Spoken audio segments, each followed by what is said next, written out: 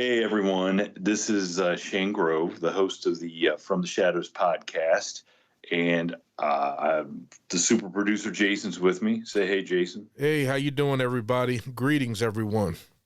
And we have our very good friend Amy Boo with us. Say hey, Hi, Amy. everybody. Hi. Hey. So if you're wondering why you're finding this episode in your feed on a Sunday night, and it's not the usual days that we put out episodes,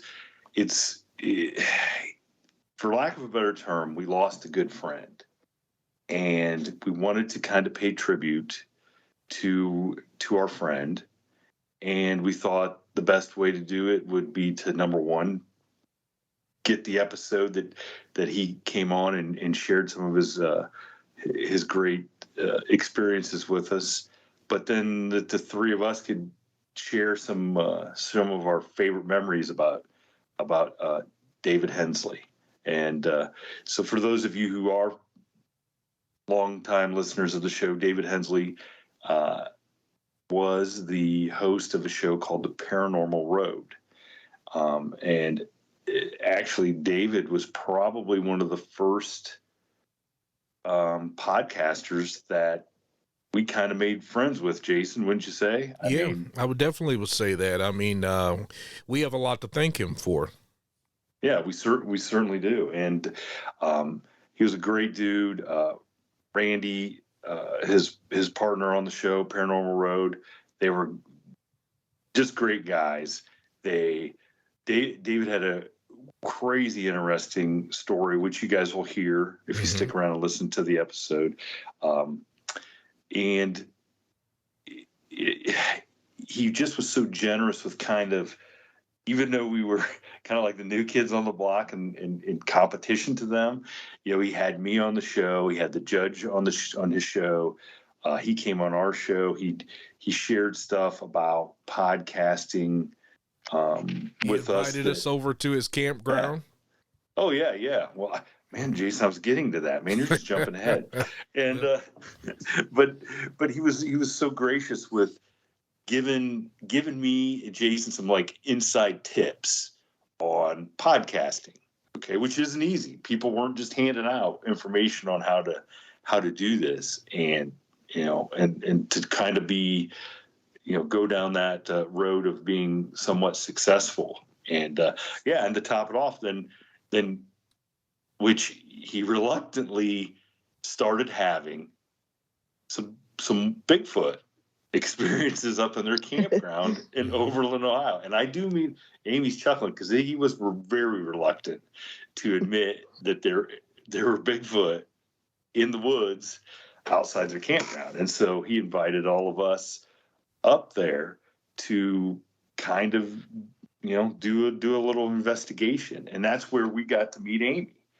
And Amy, do you want to jump in and say some of your thoughts about David and Oh man, I am still in shock. I really am. I just found out today, like you, and I just can't believe it. He was just a person that was so full of life. The word that you used in describing him as generous is the perfect word, because it wasn't just like, if you went out to their campsite, they were generous with their food and, just what they would provide you with and everything, but just generous, like you're saying, helping you with your podcast, just wanting all of his friends to have fun, all of his friends to succeed in whatever they were doing, and just one of the most positive people I've ever met. And I cannot grasp the concept that he's gone. I don't know what to do with that information quite yet, but just he I don't know, like we talked last month. I went out there to see him and Randy, and the circumstances of it were just like, looking back now, I'm so glad that I went, because we had been trying to get together for a really long time and I wasn't able to go. And that weekend, he was like, I really want you to come. I'm not going to give up on this idea. And Lester wasn't able to come. So I rearranged some things and I'm like, I'm going. I miss my friends. I'm going to make sure this happens. So I get there and he and I stayed up for most of the night. I don't remember what time we went to bed, but everybody else had gone to bed, talking and talking about everything and looking back at it, not knowing that this was going to happen. I felt like I was sitting at the feet of somebody who was just teaching me so much, because he was telling me about his entire life, about his family, about his job at Cedar Point, about what he would tell his employees about, going after their dreams and being the best you could be. And I just remember after that weekend telling my mom that it was like he had just, imparted all of his wisdom to me. And it was, I don't know, like just looking back, that was the last time that I got to sit with him. I'm so very, very grateful for that. I'm so grateful that happened, and I really feel like it was meant to happen. I don't know what else to say, guys. I just miss him so much. He was the kind of person, the kind of friend where I didn't get to see him or Randy, who's just as fabulous, enough. But when you did see them, and when you saw Dave, like it was like your kindred spirits. I don't know how Yeah. else to put it. It's like you never left. It's like you've seen them Right. every day throughout the day. Yes. Yeah. Yes. There is no readjustment period. They just take you in like family. Yes. Yes. Yeah. So I just have so many good memories of Dave, but I just can't believe their memory, that's what this is right now. We've lost a gem, that's for sure. Yeah, and I know. Yeah, Jason, you feel the same. I mean, because he, like you said, he would reach out to both of us every now and then, and we try. We try to keep in touch with people, and he had wanted us to come back out to the campground. Yep. But I really think he was trying to use us as bait. To catch Bigfoot. Yeah. But he always like one of the last texts I have from him is him telling me what a good job I did in American Werewolves. Yeah. And I'm like, come on, dude, that was terrible. Like, no, you did. It was such a good job. You're just being, but I'm just saying that's the cool thing is he didn't have to reach out and say that, but he just took the time out of his day because he thought about me and just wanted to say something. He was an encourager.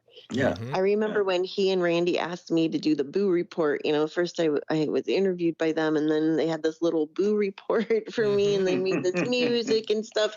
I was so excited. And the fact like they thought I was worthy of doing that, and just encouraged me, and always wanted to hear what I was up to. Always, like, he was the type of person that always made it about you, and like how excited he was for you. I wish like everybody listening to this could have known him.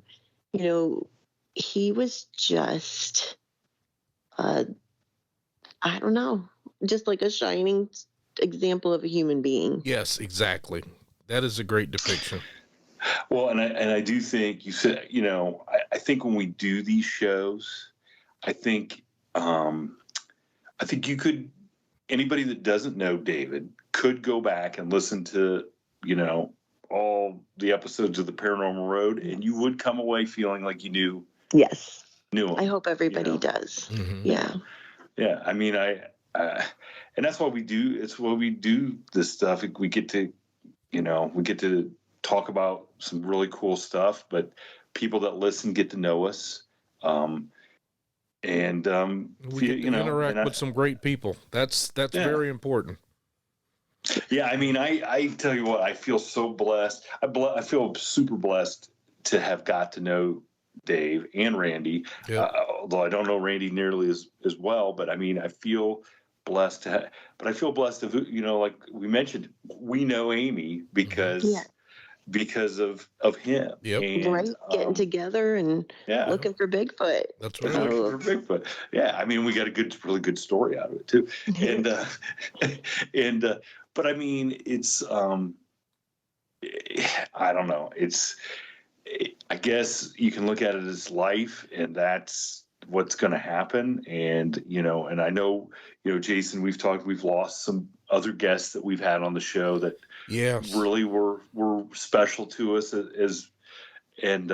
but this really, I knew David better than I knew those guests, not minimizing what happened, but it is kind of a stunning. It's personal. It's really hard. Yeah. So, well, I mean, I guess like we were talking before, knowing Dave's sense of humor and knowing how he's probably just on the other side in the spirit world, he's waiting for just the right time to jump out and say, hey guy, right. Hey guys, he's gonna I believe it. Like, if anybody in my life would be able to, I feel like it would be him. Yeah, I can see him saying, Jason, I have those answers that you were wanting. Yes. Like I said before, I hope, David, if you're listening, don't do it while I'm in the shower. Okay? I'm still not awake at that point in the morning.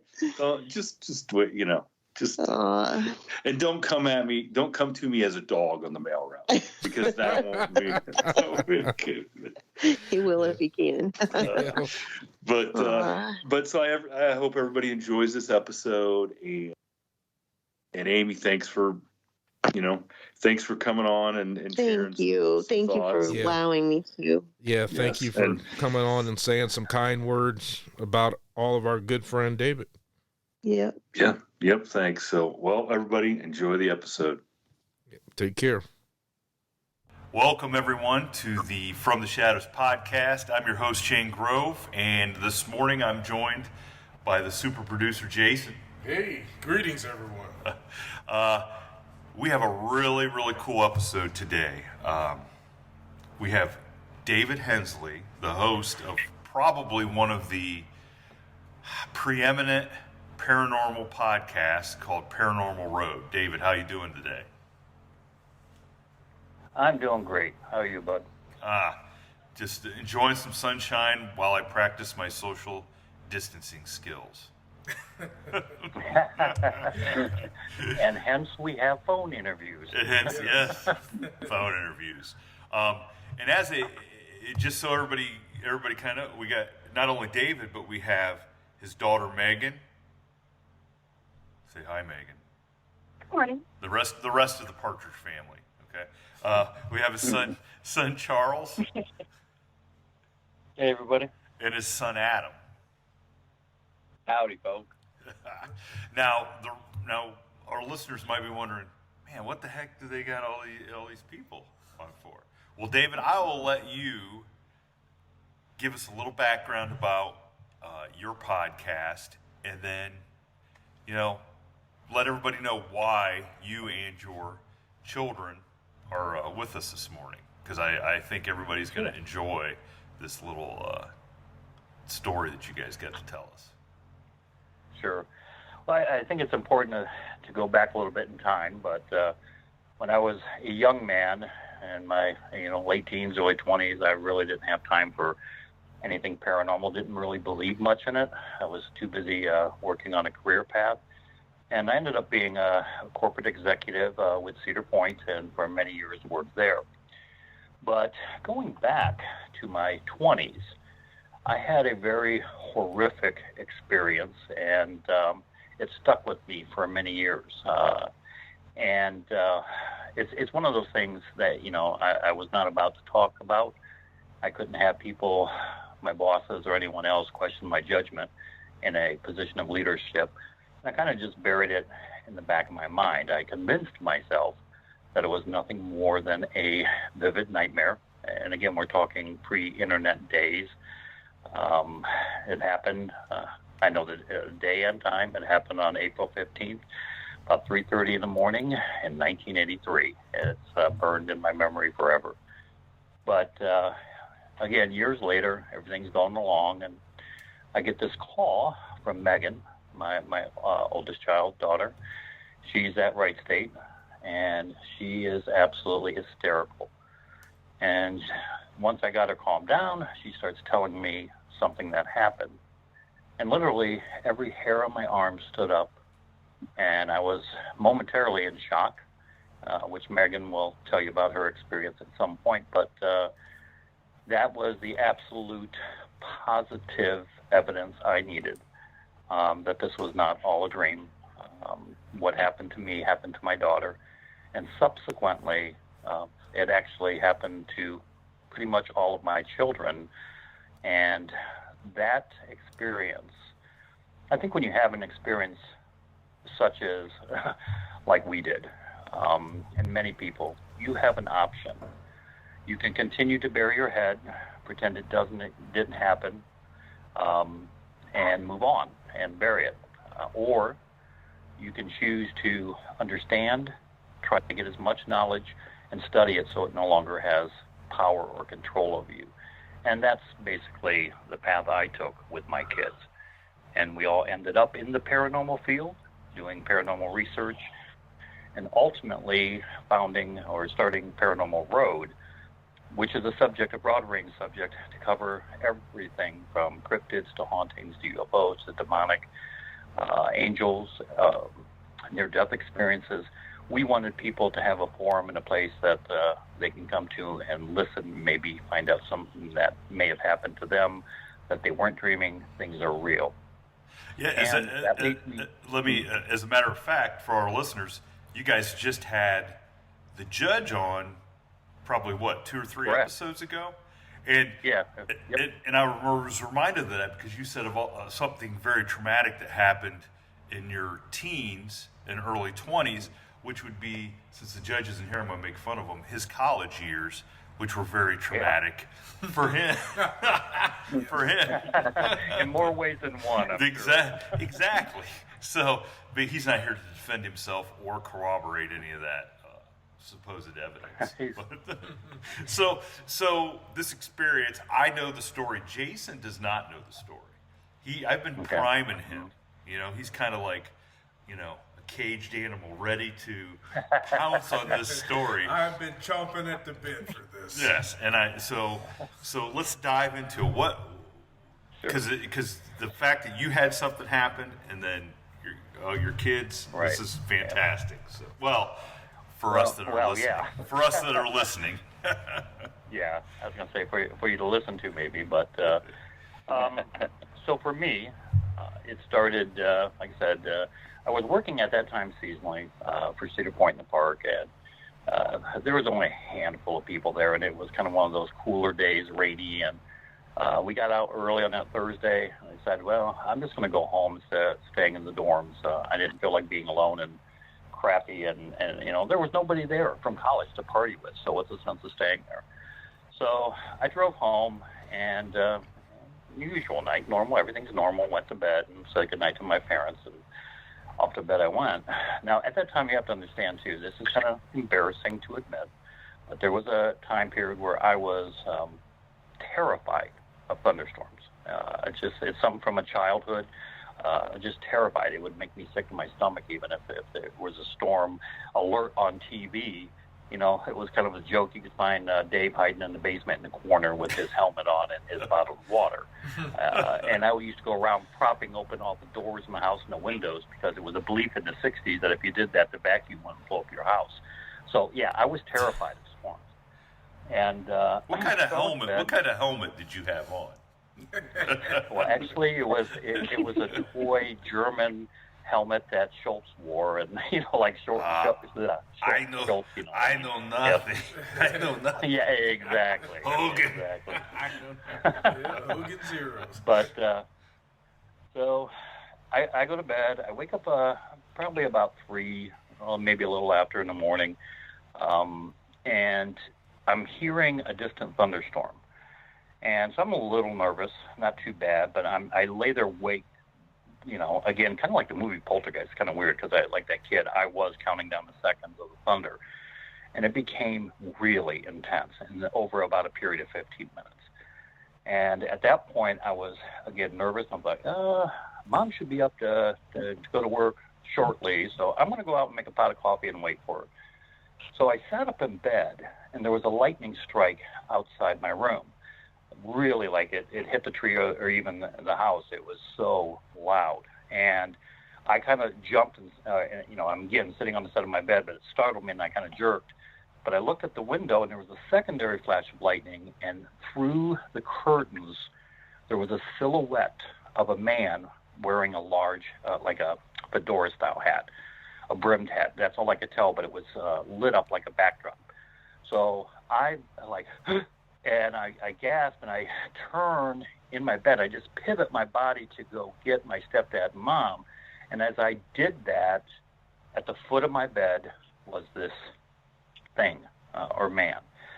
It filled about every inch of the ceiling. Up to the ceiling was about 7 foot tall ceiling. It was huge. He was draped in a cloak, kind of like Jack the Ripper. It had a high collar, pure black face, perfectly black. I mean, blacker than black. It was almost as if it absorbed any light. And it was wearing a fedora-style hat, like a gangster hat or like Jack the Ripper, and I couldn't move. The fear was so strong, I literally couldn't move. My heart started banging like it was going to burst out of my chest. This thing then turns, and I could still see it in my mind, like a mechanical robot. It was creepy as hell. It turns sideways and then glides past the foot of my bed, and then mechanically, like it's weird, but it turned again and glided up to me, and I can't move. My heart is banging. It then leans in, and it's inches away from my face. And I really, at that point, thought my heart was going to literally explode in my chest cavities.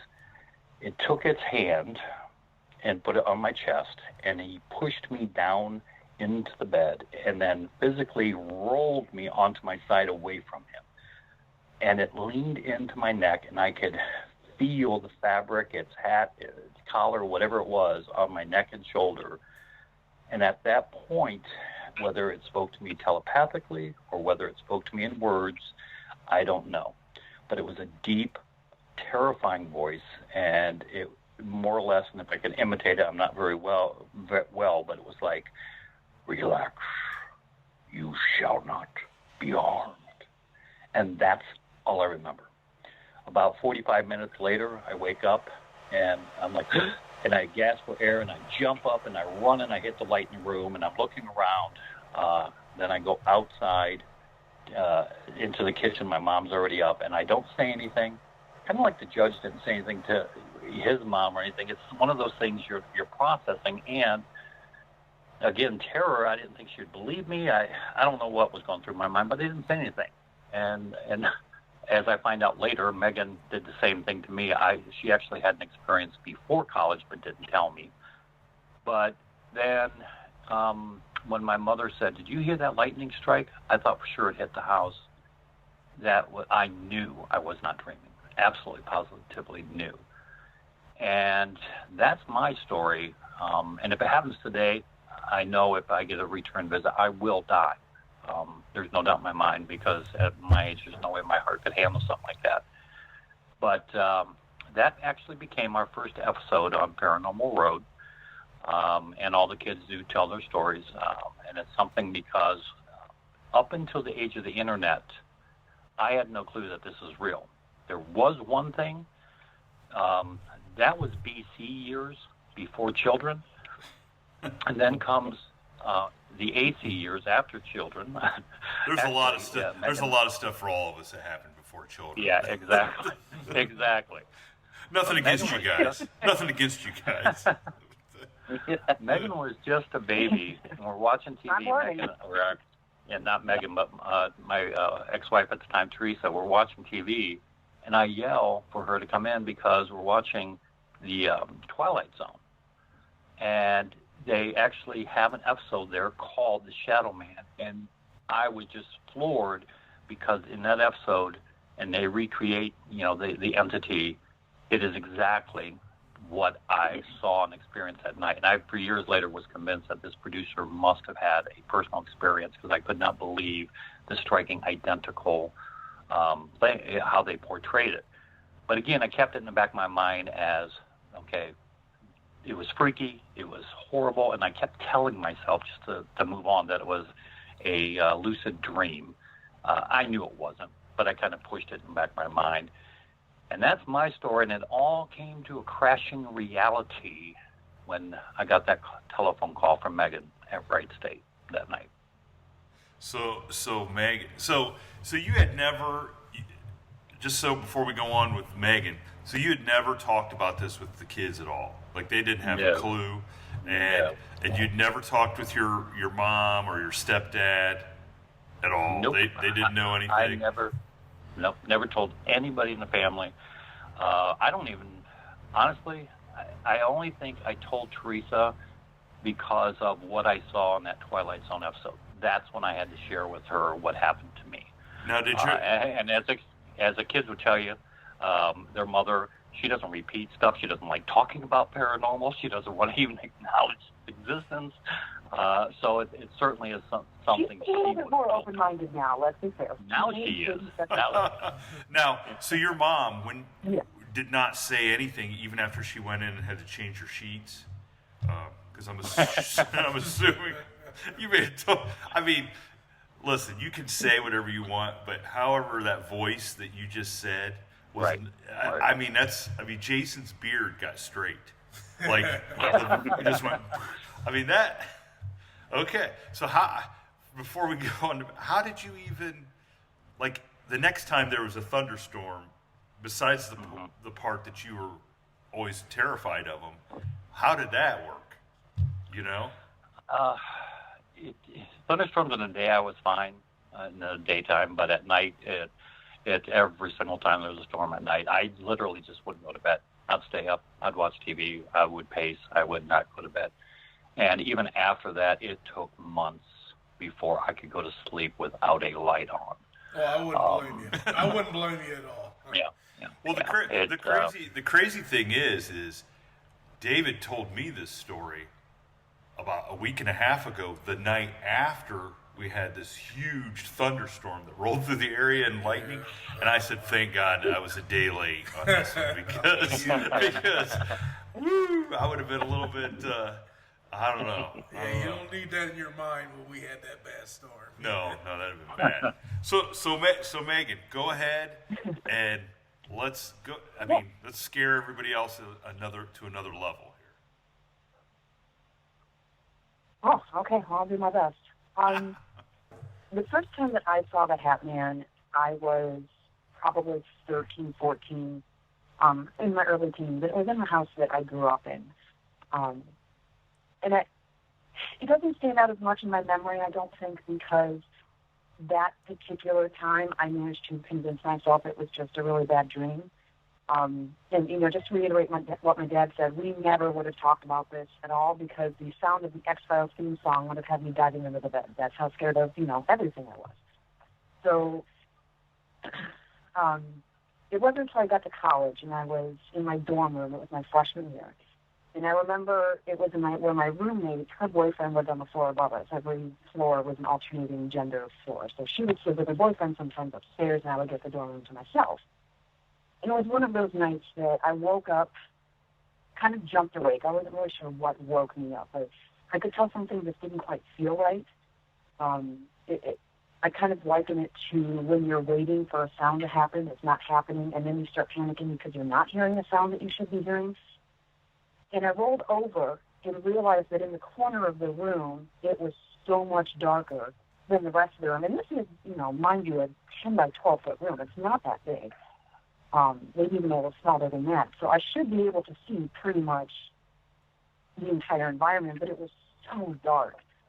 You can't see through that kind of black. And by the time I realized that my eyes were not adjusting, I also realized that I'm looking at a definite form, a definite shape of a very tall individual with a wide-brimmed hat, And the way it differs from what my dad saw or what some people's reports are is this thing had glowing red eyes.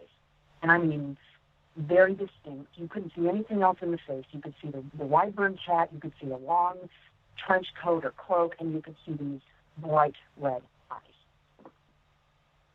And that sort of fear, when you realize what you're looking at, is not something that you can even put into words. I mean, your blood runs cold. You can't catch your breath, especially knowing that I am in a heavy, locked room with what I thought was an unknown person, that the door is on the other side of that person. There's nowhere even for me to go at this point. Yeah, because you don't. You think you got to think it's somebody actually flesh and blood there, right?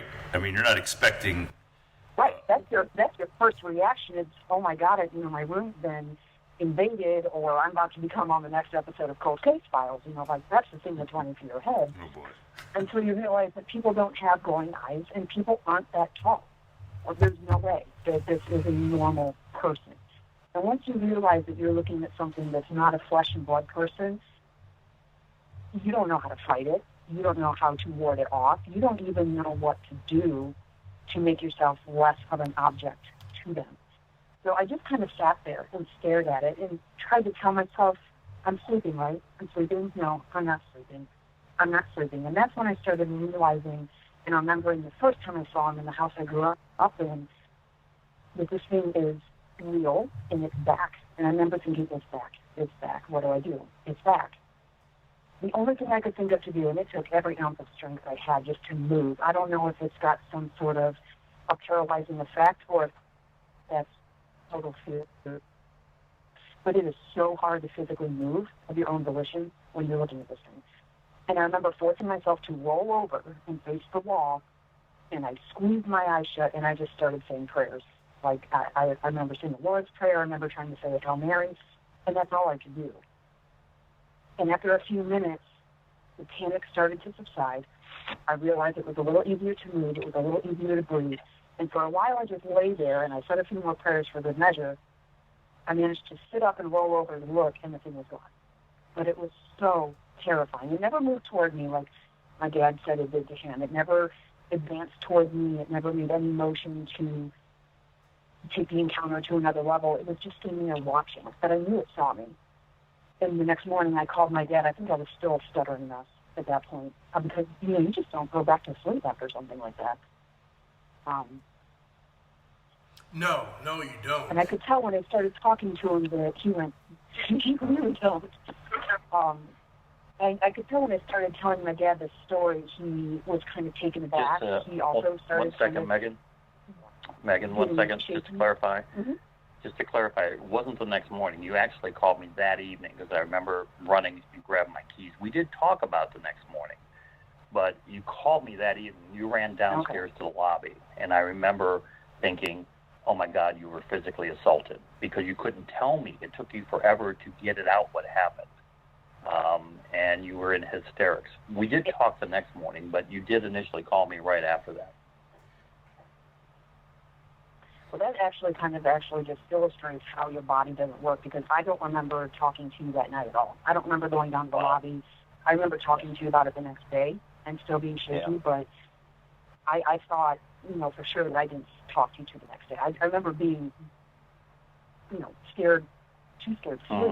Well, I don't remember calling you that night. So that just kind of shows you what that reaction does to you. Trust me, Megan, as having all girls, as a father, you remember exactly what it is your daughters did, when it was, and especially when it's something that is that terrible, that happens to them.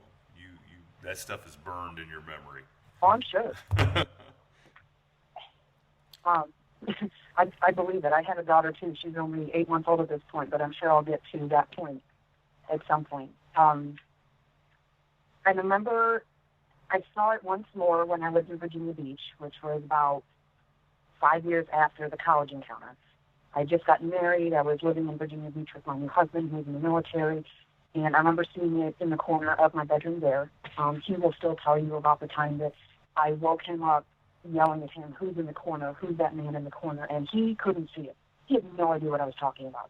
But I remember staring right at it and being so frustrated because I wanted him to get up and do something about it, and he couldn't even see it. No idea what I was talking about. And the last time I saw it, I was back at home, the house I grew up in, where I saw it first, but this one was a little different. There's 4 of us kids that come home, randomly, periodically, and sometimes the bedrooms get full. So at this particular time, I was sleeping in a family room that we had downstairs. It was kind of a den with TV and movies and things like that. And there was a couch down there that I was using. And I remember waking up, and this time instead of being in the corner, it was at the foot of my bed.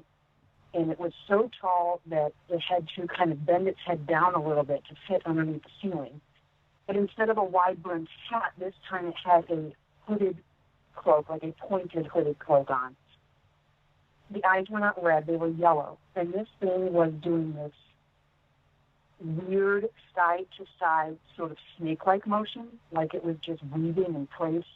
Oh, my goodness. Okay. And it started progressing with each weave. It took one step closer to the head of my bed, and I was petrified. I mean, I think that even to this day is the most terrifying of all the encounters that I've had with it.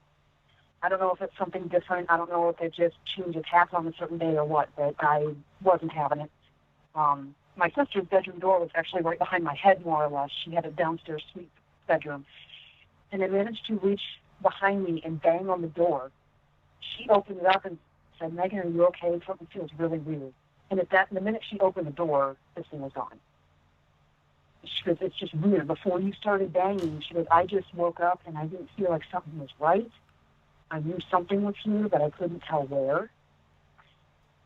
And that was, thankfully, the last time I saw it. It has not been back, although I do sleep with the light on. I noticed that light does have some sort of a warding off effect to it, whether it's a cell phone or a nightlight or a TV or what. I do have a salt lamp that I sleep with because it's just not even worth taking the risk of waking up to it, ever, in my opinion. That is fascinating. Megan, that is all the encounters I've had. Oh, geez, that's it? You're not looking for another. You're not looking for another. Yeah. Well, You're Megan, not looking for number 5. well, Megan, I was wanting to ask you, have you? I know having these type of tragic encounters, and have you ever thought about like maybe what would bring them on? I mean, was there anything that you may have been doing earlier that day, or anything that was similar that, or any atmospheric condition, something that might invoke these type of encounters? You know what?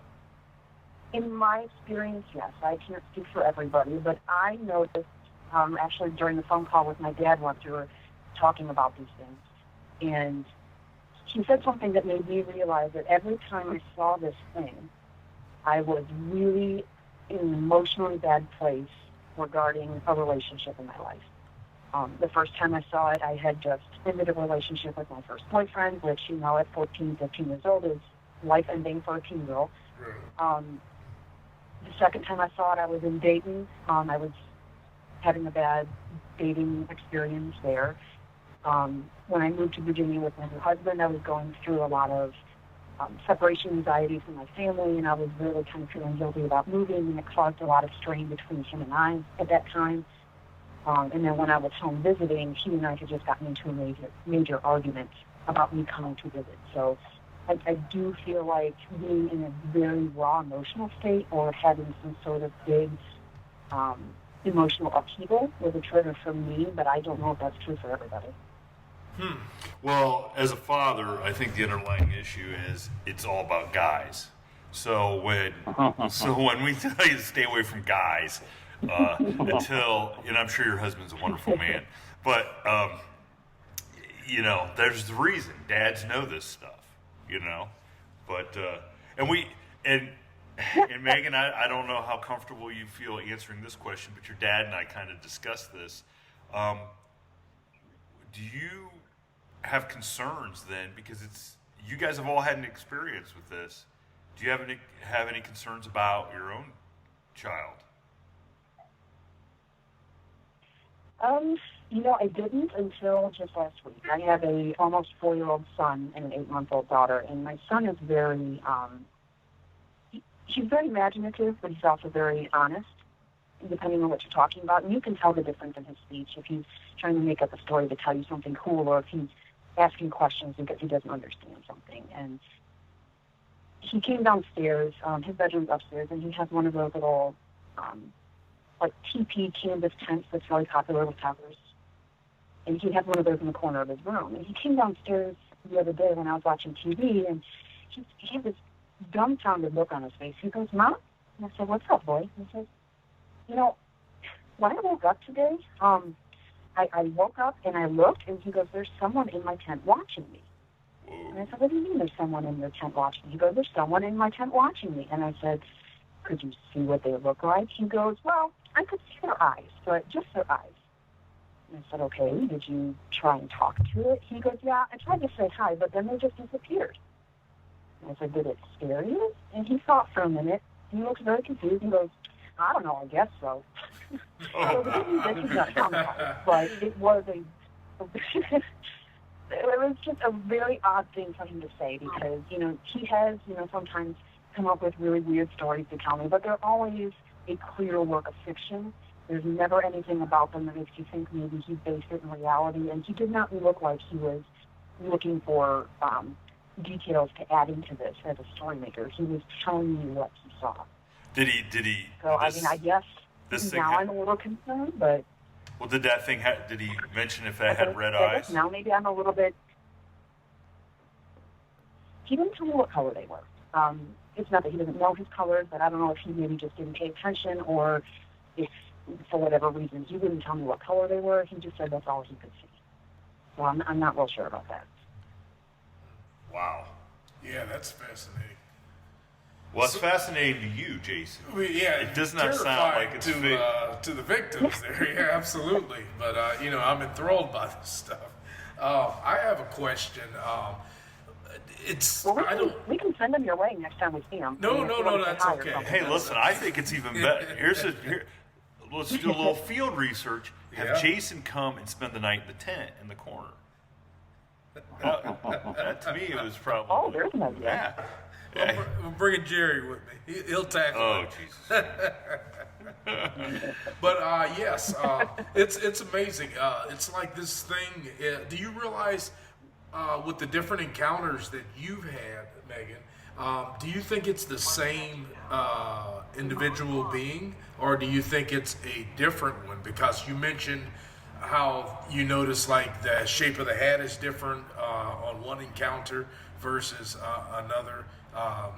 Do you think it's like maybe a different being of the same race, or do you think this is the same entity that's following your family?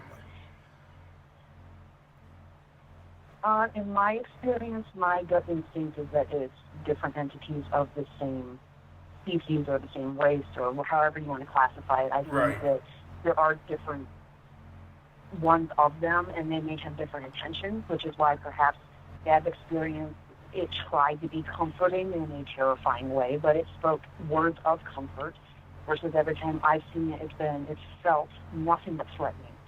Right.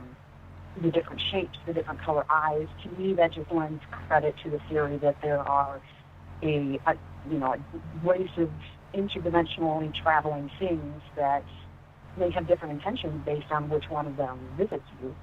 And perhaps they visit you for different reasons. You know, maybe some of them are drawn to emotional upset. Maybe some of them are drawn to skill levels of the individual, or it could just be random chance. Fear, yeah. Right. On fear. Well, David, you just were going to bed, sleeping. You weren't having any like. No, I had. That was a highlight of my life. I mean, I was on cloud 9 as far as at that point in my life. I had no emotional trauma, but I did wake up at 3 a.m. and for 15 minutes I laid in bed, terrified of the storm because it sounded traumatic. So the question and what we kind of kicked around is this thing drawn to emotions such as fear or such as strife? But when you hear from my sons, none of that applies to them. And the thing that is interesting, as Megan brought up, I am the only one of our family that it spoke to. And interestingly, I have yet to find, and there's hundreds of stories of the HatMan on the internet. I have yet to find one where it spoke to anybody. So for whatever reason, I'm unique, and I don't know why, and I don't like that. Well, I don't like having the damn experience, you know. I've got a question for you then. How many of those stories that you read do you recall happening during a severe thunder and lightning storm? I think I've seen maybe 3 of them where that occurred. So, okay. Where they specifically mentioned there was a storm that night. So. Okay, so you and we'll get into this later, but you are in the paranormal field, and I think one of the prevailing ideas is that for an entity or whatever to present itself, it sucks electricity or energy from something else. Right. So could it be that the perfect, and this is a pun, perfect storm, so to speak, was that a severe lightning? I mean, imagine the energy that was in the air from the lightning and the thunder and all that. Maybe that just gave it enough energy to push it up to the level where it could actually speak to you. I mean, I don't know. And that's highly possible, because we know in our paranormal research,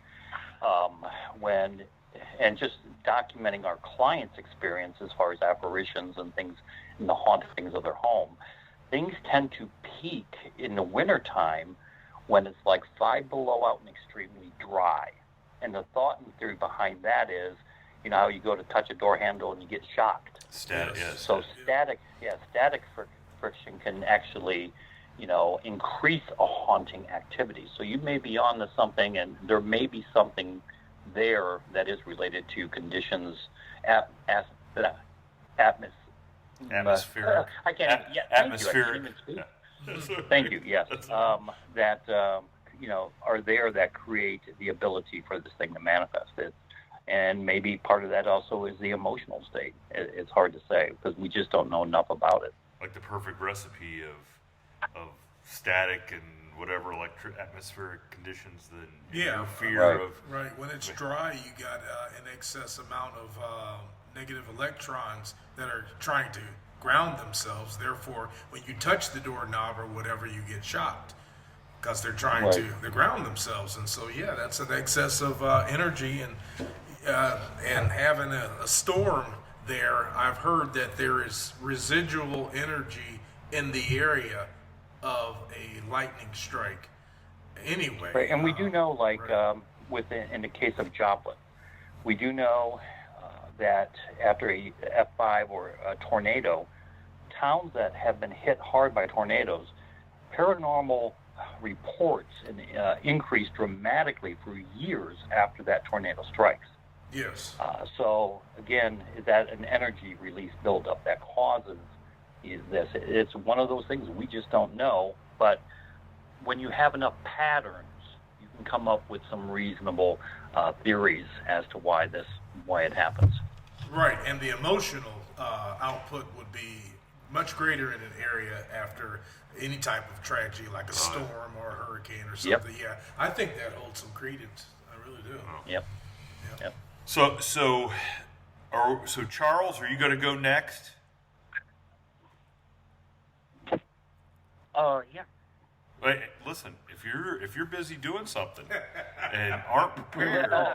It's good to go. It's like, man, are you reading the paper, making some breakfast? What are you doing? It's good to go. So Charles, your story is really interesting because of where it took place. So, to me at least. So share with everybody your experience with this rascal, the HatMan. Yeah. So my experience happened about 3 years ago. It was 2017, and I was currently stationed in North Carolina. I was in the Marines, in the barracks is where I had my experience. I want to say it was the Wednesday of that week, that I was up 24 hours straight. So when I got off, I slept in until about 4 o'clock in the afternoon of the next day. So because the final day of that week was going to be Friday and I was only going to have to work for maybe 4 hours anyways, I decided I'm probably going to be up most of the night because I slept the entire day beforehand. So I wasn't really concerned about sleep. I was actually worried that I wasn't going to be able to sleep because I was sleeping all day. So I turned off the Xbox and decided that I was probably going to try and go to bed around, I'd say it was 1 o'clock-ish. I was still feeling wide awake. My roommate, he was asleep for probably the last 2 or 3 hours. And I usually sleep with my back to the rest of the room, and I lay on my side so that I'm directly facing the wall in front of me. I want to say about 30 minutes passed, and I immediately felt like something was not right. I don't know if I want to say it almost felt like it was being watched, but it was like something else, like just a change in the atmosphere. Something was just totally off. And so I rolled back over, and I was wide awake at this point. I hadn't even had a chance to sleep. So I roll all the way over, and I start scanning the room. My roommate's asleep, and I'm panning right. And there's this little hallway that leads out to our main door where you can walk out to the main hall and the rest of the building. And my eyes stopped because I noticed that there was something. I didn't really picture it yet. I couldn't see what I was looking at, but I knew something was not right in that specific location. And I want to say it was the microwave lights that gave it away because things were just dark. But there is one light over there, and that's the clock on the microwave, and I just couldn't even see it. I'm like, that's really weird. It's bizarre. And then that's when I saw the defined definition shape of a hat. And it was a fedora style. It was thin. It wasn't thick or bulky like a top or a cowboy hat. And that's kind of when the fear set in. As soon as I saw that hat, I want to say I was entranced, hypnotized. I didn't want to look away, but at the same time, I was so scared that it was like a climax effect. It just kept getting worse and worse with every second that passed, and I could just feel my chest. I've never been scared enough that I could actually feel my heart. I know you see that in cartoons and everything, where people, they can feel their hearts just beating out of their chest. I've never felt that until that specific moment. And so you're you're at this point. How long had you been in the Marines? About 3 years. So you've probably done some stuff that's high intensity, and probably on the edge of your seat a little bit, not knowing what's coming next. So, but you're pretty much prepared for anything that comes your way. Yes. It's not like you're out of your mind crazy. I mean, of course, there is no preparation for a dark shadow figure in a fedora. No, not at all. But had you? There's no book on that one. There's no book. No, well, there's no book I to think refer to, listen, other than the Bible. Other than I think this is right for a book. I'm not trying to horn in on the rights or anything. But now, did you know? So at this point, before we get to the rest of it, did you know anything that happened to your dad and your sister? Had this now come out at all, or? I did. I'm actually kind of the baby to all of this because of the fact that I'm actually the last one who ever had an encounter. Every one of my siblings, I knew about it. I never really heard the story firsthand, I don't think, from Megan herself.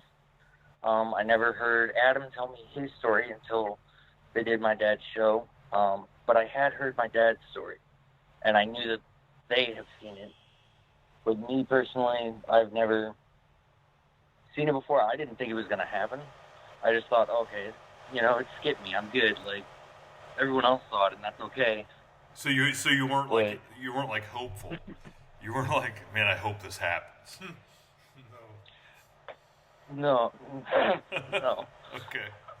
It's okay. I mean, you can say, we won't think any less of you if you say, no, absolutely. I was scared to death hearing that. I mean, you go ahead.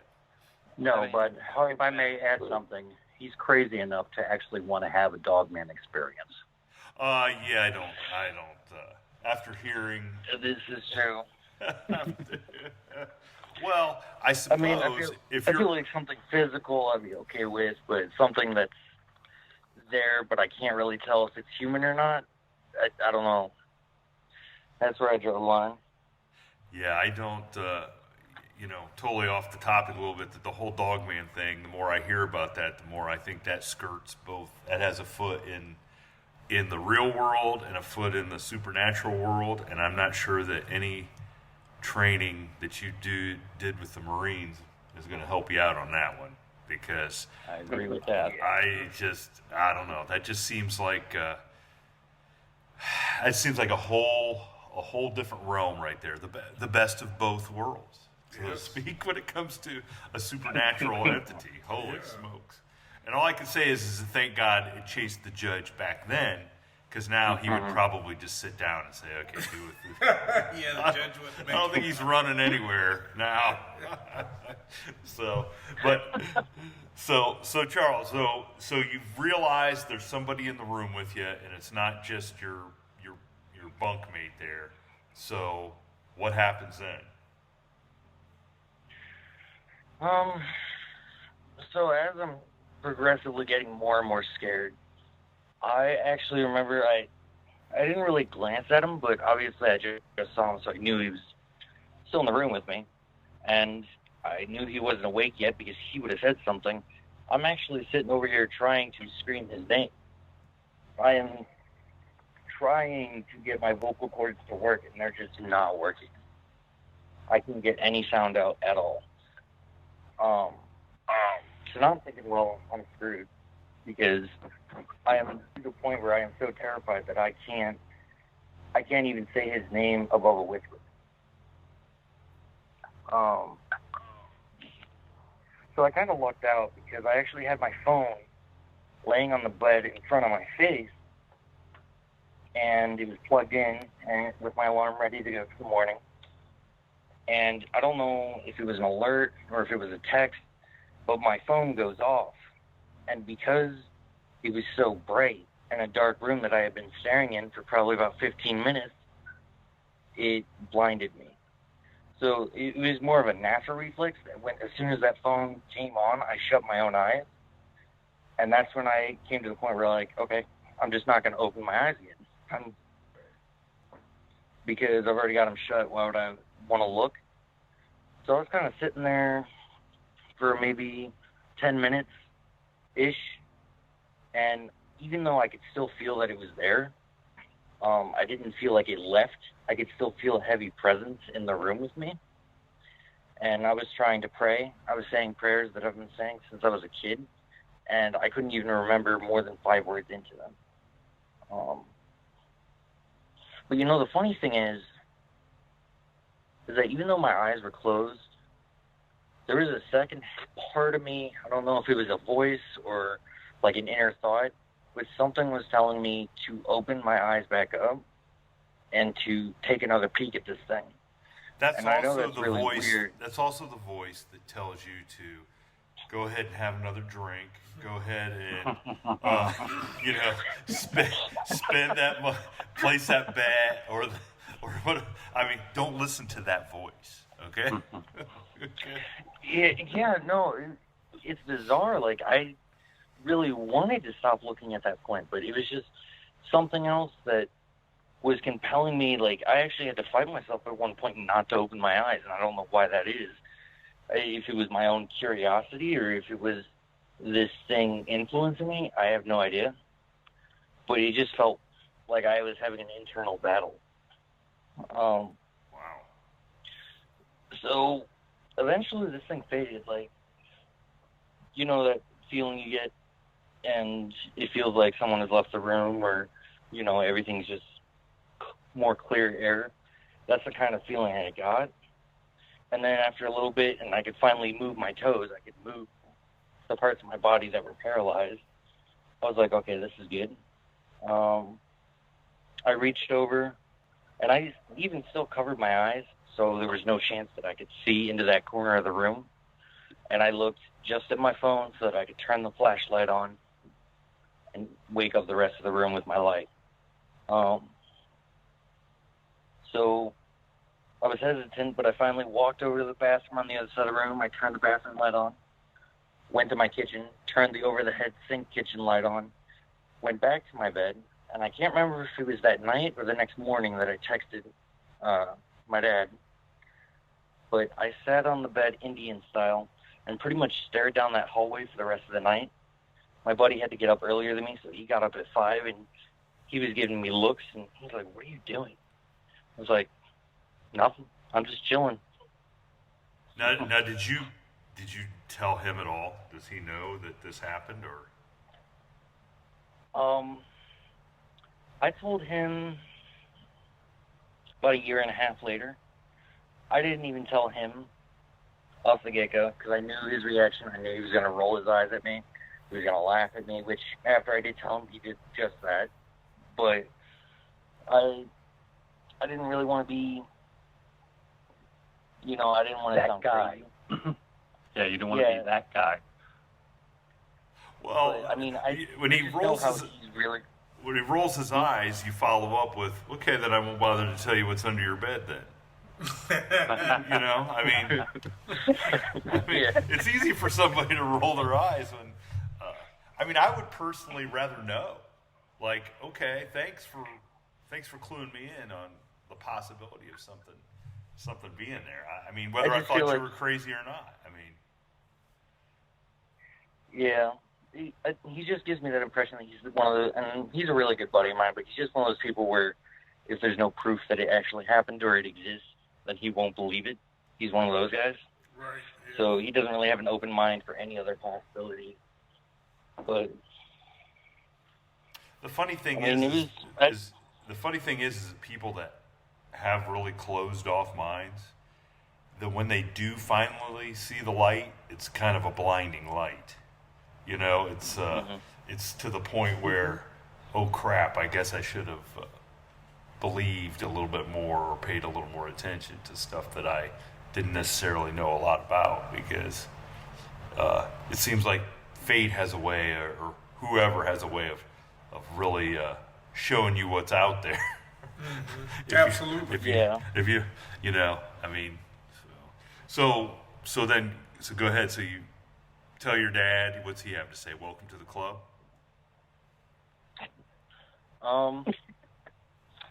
Essentially, yeah. I think he called me in the morning. I told him what had happened, and I honestly don't remember a whole lot of that conversation because my brain kind of fizzed out. Because, believe it or not, when he called me, the elevator in our building is really bad when it breaks more often than it works. And so I had to take the stairwell, and I kid you not, we had a power outage that morning that put the entire building into just complete darkness. And I had to walk down a stairwell to get to work. Now, wait a second. Now, that is the beginning of a horror movie right there. Yes. Okay? Talk about something needing energy and sucking the energy out of the whole building. And being able to compel its victims to do things. Oh, man. I'm writing right now. I'm taking notes. This is incredible. Oh, God. So you don't remember... rule number 1 is don't split up and don't go to the basement, right? Yeah. Yep. Yeah, but nobody pays attention to that. We're also going to go out to the tool shed Yeah, of with course. all the... Or we're going to go out to the tool shed with all the sharp tools and stuff, too. Yeah. So that's your only experience then, the one that you had there on the Army base or Marine base. Yes, that is the only time I've ever seen it or had any experience similar to that. So now your dad tells me he doesn't think he could handle another experience. Your sister says she doesn't want another experience because she's had enough. What do you think? Are you more prepared if this happens than another time, or are you good with just the one time? To be honest, I don't know if I personally will ever be fully prepared for another encounter. I feel like, I don't know, I would definitely be terrified to have another encounter. But it's something that I definitely would not mind not ever seeing again, because I thought that it skipped me, seeing as my siblings and my dad have all seen it, and I had never seen it before. Here's the strange thing about that, the little backstory on that, is the night before, we had a new team member, cameraman, join our paranormal research group, and we were hanging out in the backyard. It was a nice October evening, and having a few drinks and talking about the paranormal, because he was all excited about it. And he asked me what was the most terrifying paranormal thing that's ever happened to me, and I proceeded to tell him about the HatMan. And I told him about Megan's experience. I told him about Adam's. I told him that Emily was involved in Megan's experience. I said, but the only one of my kids who has never experienced the HatMan is my son Charles. Now, the next morning I get that text and I call him, and putting together the time, that his experience with the HatMan occurred shortly after I had that conversation with John Michael. And honestly, I don't think that was a coincidence. Within hours. Charles, did you then rescind any gift that you may have gotten your father for Father's Day? Because that is not a way to win the Father of the Year award right there. No, it's not. Okay. Oh, boy. Thanks, Dad. Appreciate it. Hey, Charles, I kind of feel the same way with you. You can never be prepared with this thing because it's already proven that it has some type of an influence over its victims and can communicate, because it's communicated with your dad. And as rare as that may be for this cryptid. And also, I mean, we don't know whether it's corporal or whether it's actually solid. And it's just, you don't know what to do. I mean, I understand your trepidations. I can tell you it is solid, because it laid its hands on me. It pushed me down the bed and physically rolled me away from it so I could not look at it. So I do know it's solid. Okay. So hearing that again, Charles, remember that. Remember that, Charles. He knows it could lay its hands on you. He still threw you under the bus by saying only he had that. Holy Wow. Maybe he thought Charlie was the best prepared. He's got, hand-to-hand combat skills. He thought he could handle it more than the rest of us. Who knows? Yeah, Charles. Thanks, Megan. Yeah, there you go. Hey, Charles, I think before we hook you up with the dog man, you got to take care of the hat man. Yeah, this is true. What if you see how about this? What if the dog man shows up wearing a fedora? How about that? We got a problem. How about that? That's almost as bad as an Amish dog man. An Amish dog man? Yeah, the only thing that terrifies me or scares me in life is the Amish people and werewolves. So, yeah, for me it would be an Amish dog man. An Amish dog man. You'd almost like see the buggy, wouldn't you? Like, or hear the horses. I mean, an Amish dog man. I've never thought of that concept. No, but that is right for a sci-fi movie. The hat certainly would be different. Yes. The beard would be a little different too. I can see following Sharknado 13 is Attack of the Amish Dog Man. Or the Amish Hat Man. He will build a barn for you in the day and then steal your kids at night. Yeah. Okay, well, so we got one left. We got Adam. Yeah, we got Adam. We got Adam. Are you ready to tell your story? We do. All right. Yeah. So this was like years back. I wish for the life of me I could remember exactly what year, but it was either when I was in second or third grade, and I graduated in 2017. So it's been a hot second. Oh my God, I can't believe you're so old. How could you remember anything? Yeah, I know, right? Oh, golly. I mean, I got shirts. I got shirts older than you, man. Come on. Still, I don't know. I call it the curse of the family memories. Hensleys have horrible memory. You can ask my dad. But I did. He forgot to answer the question. Go ahead. So I was in school at the time, and I had this buddy. He was my best friend, and we like spent pretty much almost every weekend. Either he was at my house or I was at his house. We were just like inseparable, always good pals. And we were at his house for the weekend, and we used to romp around in his basement because it was just like wide open, and it was just like there's a TV down there. We never had, the only thing we had to do was go upstairs for snacks. Like we were all set, and we would hang out in his basement, and it was like one of those nights where there's like so dark, but you can see the shape of everything because just some things are slightly more black than other things. So you can kind of see the layout of the room, but it's still completely like dark. I don't know if you've ever experienced anything like that. But that's essentially what this room was. I only feel that darkness when I go to work every day at the post office. But that's another podcast. Okay, go ahead. Yeah. And so it was him and I, and we fell asleep on the futon that they had in the basement there. And I'm the exact opposite from Charles. I actually like sleeping with my face towards the entire room. I like being able to like wake up and immediately take in my surroundings and like just kind of have that awareness. And so I slept with like my back, like there's a corner behind my head, and the rest of the room opened up right in front of me. And I woke up, and I cannot tell you, it was really late. I cannot remember what time it was. But instantly I knew something wasn't wrong, or something wasn't right. I knew something was completely wrong because I couldn't move at all. Now, I didn't see anything at this point. It's not like I looked at this thing and then I was like, oh, crap, I can't move. I just couldn't move. And I kept trying to think, like, say something. It's like, hey, buddy, or I'll just say his name was Nathan. But I was just like, hey, Nathan, like, I was trying to be like, trying to get his attention, trying to say anything.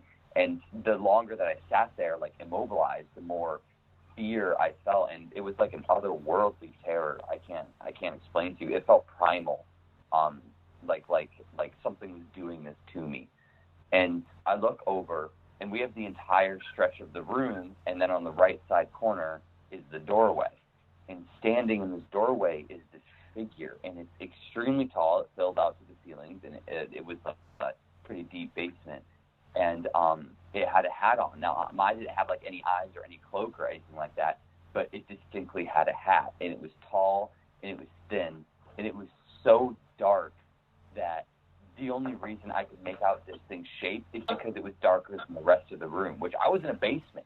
There were no windows in this room. There was no way of light getting in, and like we had the lights completely off, no night light, so it was a dark room, but I could clearly make out this figure that was at this doorway, and it moved, or I guess glided is really the best word to describe it. It glided right from the doorway over to the side of my futon, and it felt like it took probably 3 seconds. It probably was longer than that, but it moved fast. It like almost was like at the door, and then like glid over in like a very smooth motion to the side of the bed, the side that I was on the outside of, so it was right next to me. And I remember just laying there and looking up at this thing and not being able to move at all. I'm getting goosebumps just talking to you about it right now. But it leaned over very slowly, like just from the waist. Its body didn't move, and from the waist it just kind of like leaned right over the futon, and it was to the point where its head was over my head, and it was just staring at me, and I couldn't move. And I felt like an eternity we were there before I heard my buddy say, hey, Adam, I think we should pray. And as soon as it said, as I heard him say that, this thing like lilted straight back up and was gone. It just disappeared. And it felt like this weight came off of my chest, and I could breathe again, and I could move again. And the moment it disappeared was the moment that I gained full control. And the crazy part of this whole story is, if you ask my buddy about it, or at least back in the day, we don't talk much anymore, but he was telling me that he was trying to get me awake the whole time. that he was elbowing me and saying my name and like pushing me and like trying to be like, Adam, you need to do something, Adam, what's up? And I never heard him. I was so focused on this entity and the creature that had this hat on that was just like staring at me that I didn't hear him. I couldn't react until I finally heard him the last time, and then it was gone. Wow. So do you think your buddy actually saw it, or was he just focused on you because you were no longer responsive? Oh, no, we both fell asleep. He saw it. We actually, like, bolted up, and we flipped the lights on, and we ran upstairs into the kitchen, and, like, we got, like, our Capri Suns, and we were sitting there, and we were like, man, I don't know what happened, but did you just see that? And we told his parents the next day, his dad, he was actually, we were at his dad's at the time, and his dad was like, you guys are making that up. Like, there's no way that actually happened. Like, get ready for the day. And so it felt a little weird that we couldn't really, like, explain that to anybody. But no, he saw it, for sure saw it, and told me about it, and we recounted the incident back and forth to each other. It's just, I find that so strikingly weird how I was, like, completely paralyzed, and he was still able to move and act. I want to know how many Capri Suns you had before you went to bed. That's what I want to know. And now, oh boy. So what did he describe seeing? I mean, did he describe it? Did he see it the same way you saw it? Yeah, the exact same way. Tall figure with a hat on that was just completely black, no discernible facial features, nothing. It was kind of funny because his dad's a tall dude. Like, his dad's 6'4", I think. Like, he's a pretty tall man. And initially we thought it was his dad, like, trying to play a prank on us or trying to be funny when we were, like, trying to rationalize it to ourselves. And I was like, there's no way. There's absolutely no way. And so we were like, yeah, there's no way that could have happened. But we, like, joked for a while on that Bill was the HatMan. And so at that point in time, you knew nothing about. Had everybody shared their experiences? I mean, in the time frame or the timeline of everybody seeing this entity, obviously Charles is the last one to go. When did you have your experience, Adam, compared to Megan?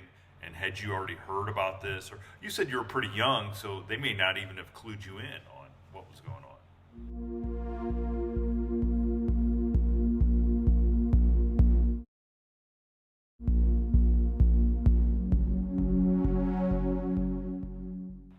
I definitely heard about it, and I knew about it because this was, like, actually right around the time that my dad started getting into the paranormal and starting, like, investing into, like, research and getting into the field. And so I definitely heard about the HatMan. I heard my dad's experience. I heard my sister's experience. But I was so young that felt like worlds away. That felt like entertainment, not reality. You know what I mean? It felt like those are ghost stories you tell around the campfire, not traumatic experiences somebody actually lived through. It wasn't, like, older until I realized that, or really it wasn't until I saw this thing that I was like, wow, this is real. Now, did you... And so it really was thinking.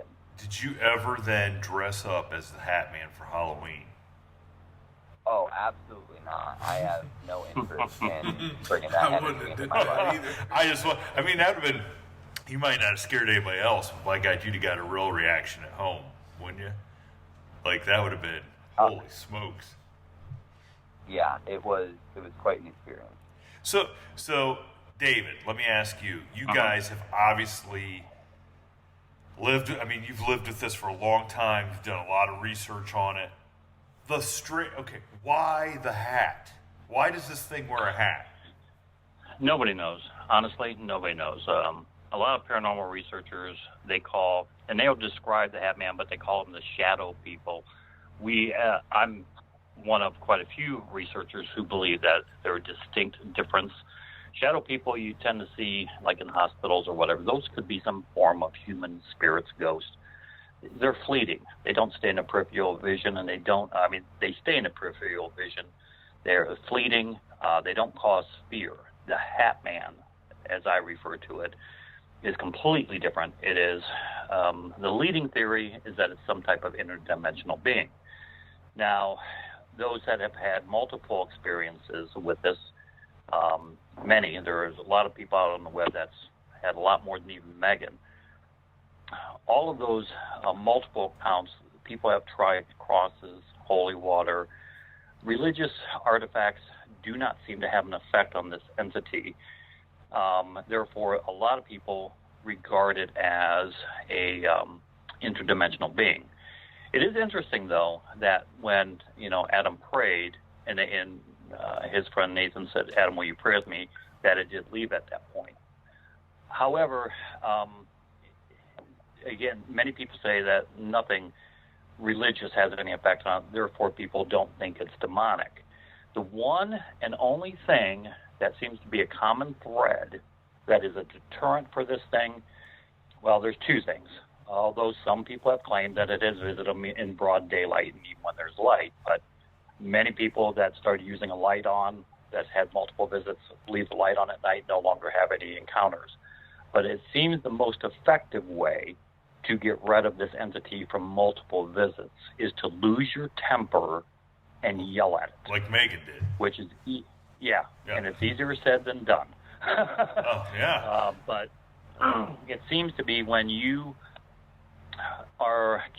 challenge it, when you actually, my theory is it realized then you break the fear, and if it's feeding on fear, and you're able to challenge it, it's not the energy it wants. It doesn't want anger, it wants fear. Right. And so, that's all we, as far as anybody's guess is as good as the next, but that seems to be the, from everything reading, the common thread that leads me to believe that this is some type of entity that feeds on emotion or fear. Now, have you, since you, so this was your first episode on Paranormal Road. You guys built basically your platform of a podcast and decided, okay, we're going to just right out of the gate do this. Kick it off with that experience. So how many people have reached out to you then on the, maybe not wanting to be public and shared experiences about the HatMan with you? I've gotten 2 emails that talk about this entity. And one of them is, I'll say her first name only, is Jen. She's one of our followers. She's actually been to a couple of our lectures for EVP Mediums. She had an experience, and it is also linked with her as my daughter. It was linked to a traumatic time in her life.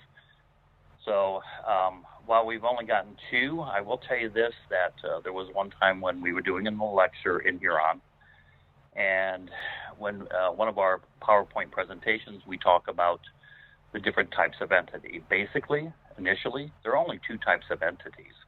There is the human entity and the non-human. Now, when you look at non-human, we break them down. Demonic type of entity, a wraith, and we go through the different types of non-human entities. And the last presentation on that grouping is the HatMan. And when I got to that grouping, and the slide came up and had a picture of the HatMan, and this woman in the audience, she gasped, she started crying hysterically. I mean, I stopped speaking, and everybody was looking at her, looking at me. She was fumbling around for her coat, her purse. She grabbed her purse, and she flew out of the room, at the door, and that door right to the parking lot. She got in her car and flew out of it. I mean, flew. Stones were flying from the driveway, and everybody's looking around. I'm like, okay, I think we're going to take a break and resume the lecture here in 10 minutes. And the only thing I can think of is she, to herself, had that experience, and she blocked it out and denied it and denied it and denied it. And then that lecture, she realized that it was the truth, and it freaked her out. Well, it makes you and I really wish she would have. Yeah, it makes you wonder why she was there in the first place, like probably for validation too. Well, obviously she didn't want validation. She she didn't know how to handle it. Yeah, holy smokes! Like I mean, it sounds like. I mean, so she obviously had an experience. I mean, and you hate to say that, but it's apparent that she had some sort of experience. You'd like to think she'd stick around and try to ask questions and get help if there is. Right, and I felt bad. I really wanted to talk to her, and she was not having it. I mean, she was hysterical. I mean, really, she should not have been driving. She was so hysterical. And I kind of hoped that she would have emailed me, and I thought, okay, well, she'll email me the next day through our website that I'll hear from her. And I never did hear from her. So that was a little bit concerning. Maybe she will hear you talking about this, and Yeah, that would be nice. Yeah, maybe she'll. I mean, because if she's going to a lecture, then she's certainly listening to seeking podcast. Something. Yeah, and she may be listening to either you guys or us, and figure out that she's not alone and she can reach out to you and get some help. She should not reach out to me because I will be of no help when it comes to that. I can tell you that. Holy smokes! So how long has it been since the last HatMan sighting for you guys? It would have been Charlie. And it's been, what, 3 or 4 years, right? Yeah, it was in the October time frame of 2017. Okay, so you guys are... I mean, David, you've probably, ever since you've had this... Well, God, how long's that been? 25 years ago? 30 years ago? Oh, yeah. 30 years ago. 35, yeah. I mean, you still, every night, go to sleep wondering if you're going to get woke up by this, or if you kind of... No, many years I don't even think about it. When I have doing like your show here, or even when we did our first show on Paranormal Road, because of what happened with Charlie, the night before I was talking about it, I said the only one of my kids that's never seen it is Charlie, and then we put again the time frame, and it was shortly after I made that statement, it came to him in the barracks. So, again, I don't think that was a message. I do think it was a message. I don't think it was coincidental. I almost think like it said, let me correct that mistake. That's how we kind of felt about it. So, yeah, when I talk about it, and that actually does kind of tend to bring it to the demonic stage, because it's well known that you do not even speak the name of a demon. If you know that name, you don't speak it, because if you speak it, it becomes aware that you are speaking its name. Wherever realm it is in, you just do not speak the names of demonic entities. And in this case, I was speaking about the HatMan, and it triggered a response by it coming to visit Charlie. So, yeah, every time we talk about it in depth like this, every time I'll tell somebody, it's always in the back of my mind. And I'll be honest, I will have a little bit of difficulty going to sleep, because I will be opening one eye quickly, looking at the room to see if it's there.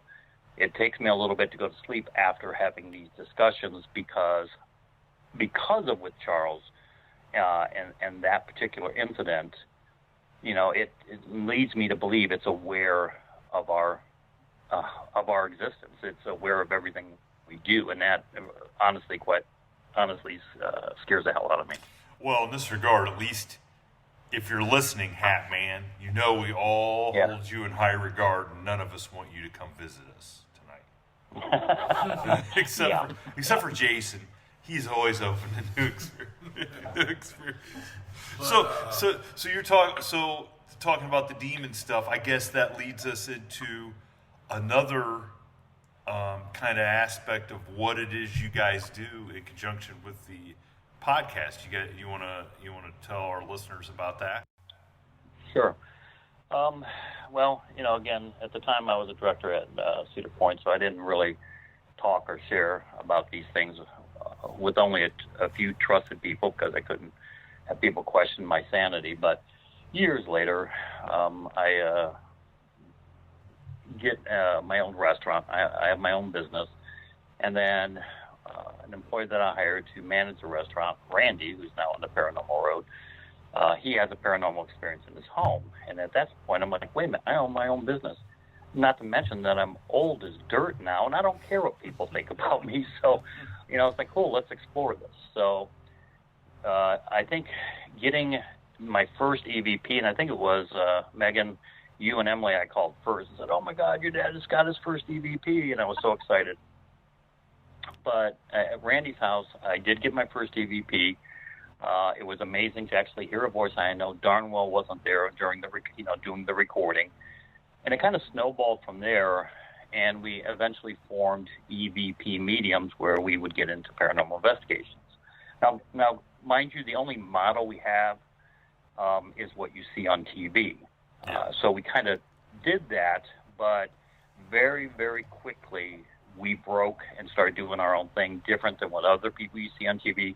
We didn't, dress in black from head to toe and get all goth, and we certainly don't go into investigation and say, "Oh my God, did you hear that?" Are you saying you do not have a hearse transformed into Ecto 3 and the EVP? Exactly. I mean, come on, I'm kind of disappointed in that, I have to admit. That would be fantastic. No.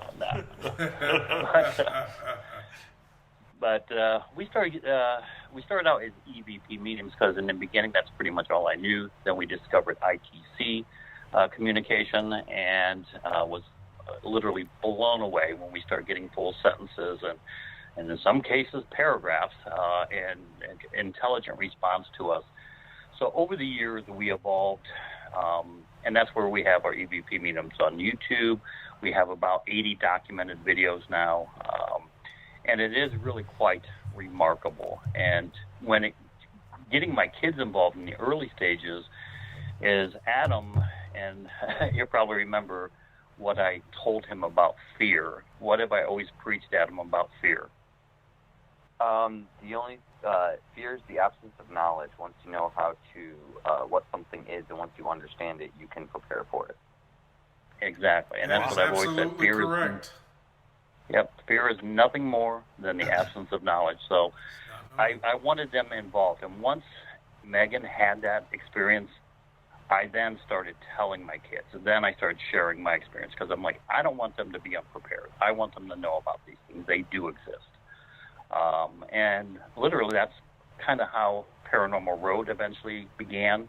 Last year we decided, let's try Paranormal Road. Let's talk about all things paranormal, because there's people out there that are hurting. There's people out there that have these experiences. They're seeking knowledge and they want to know. And I know now, thank God, there's so many podcasts such as your show that addresses these type of things. And I found myself, I'll go from show to show to show to show on topics because I want to absorb as much, again, information as I can, so I'm not afraid, because it keeps me, again, and like I try to explain to people, I'm not afraid of sharks, but I'm not going to jump in a pool of a shark.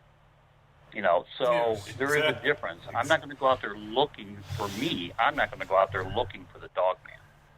For some reason, I'm not afraid of ghosts. We've had now 5, what we believe to be 5 demonic cases.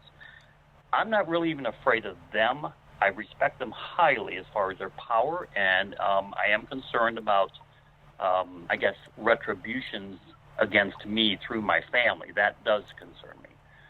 So if we feel a case is demonic, we won't even take it. Or once we get to an investigation and we realize we're dealing with something non-human, we quickly back out and refer our clients to a demonologist, simply for the safety of our family. That sounds like a very smart thing to do. Very wise. Now you mentioned something. So was it the ITC? Yes. Okay. Instrumental trans communication. Do you want to explain that to our listeners and Jason, who may not know what that is?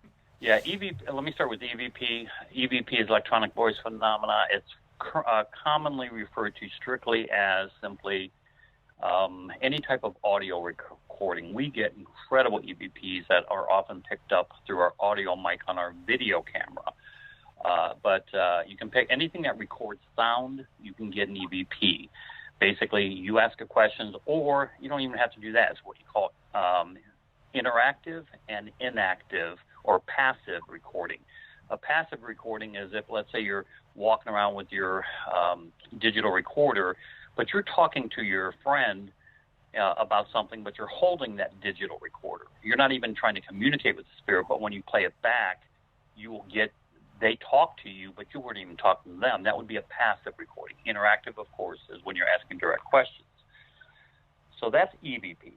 Right. ITC, or instrumental transcommunication, is when you're using computer algorithms or you're using what they call a spirit box or a ghost box. There's even video ITC, where you will take a video camera, you will then turn it on to record, and you will point it at a screen, like a television screen or the computer screen in which you are filming. So you're creating a loop, sort of like if you're in a barber chair and you see that loop as the barber spins you around to see the back of your head against the two mirrors. All right, so you see that tunnel effect. Well, when you do that with video, you can get ITC, you can pick up faces and voices. And I actually have done that, and I did pick up a very, very incredible face. And you have to go by frame. It's funny because when I showed that face to my mom and my aunt and my sister, all three of us said, "Oh my God, that's Uncle Tom when he was young." And all three of them said that, and I didn't even tell them. I said, "Who does this look like?" That's, I think, the most I said. And it's really interesting because the audio in that said Tom Forrider, and that was his name. So then I played the audio after they saw it. So you obviously thought it looked like him too, and then you just wanted to have some okay. Now the whole video loop thing, is that something you discovered, or is that something somebody else did and you just... No, I read about it years earlier. That it was actually was a paranormal or parapsychologist group. I believe they were out of England, and they were the ones that first discovered it by doing a feed through. And I think they discovered it, I want to say, the early 70s. Why on earth would you even think? That time, why would you think of that? I mean, what? Like, I don't know enough about electronics to even. I mean, why would you think that would be something you could catch? Well, I don't understand. Well, here's the thing: is the creator of ITC, the Spirit Box, or what in the paranormal community, it's known as the Joe's Box, because the gentleman's name was Joe that created it. What's the I stand for again in ITC? What's that? What's the I stand? Instrumental. Okay. Instrumental. Yeah, instrumental. Transcommunications. Right. Correct. Okay. And the original guy who created the Spirit Box, which at that time was called Joe's Box, he claims that he got the instructions for how to build this through EVPs. So he was claiming that spirits on the other side told him how to do this.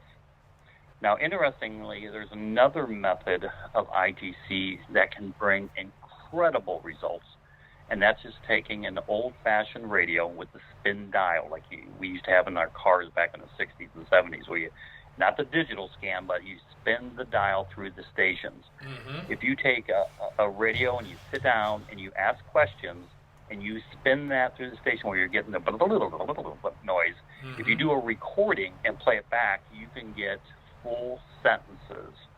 Somehow, and the belief is that they, many will tell you that with the Ghost Box, Spirit Box, one belief is that when you're scanning through the station, they're picking snippets of words. Like a DJ may say, welcome.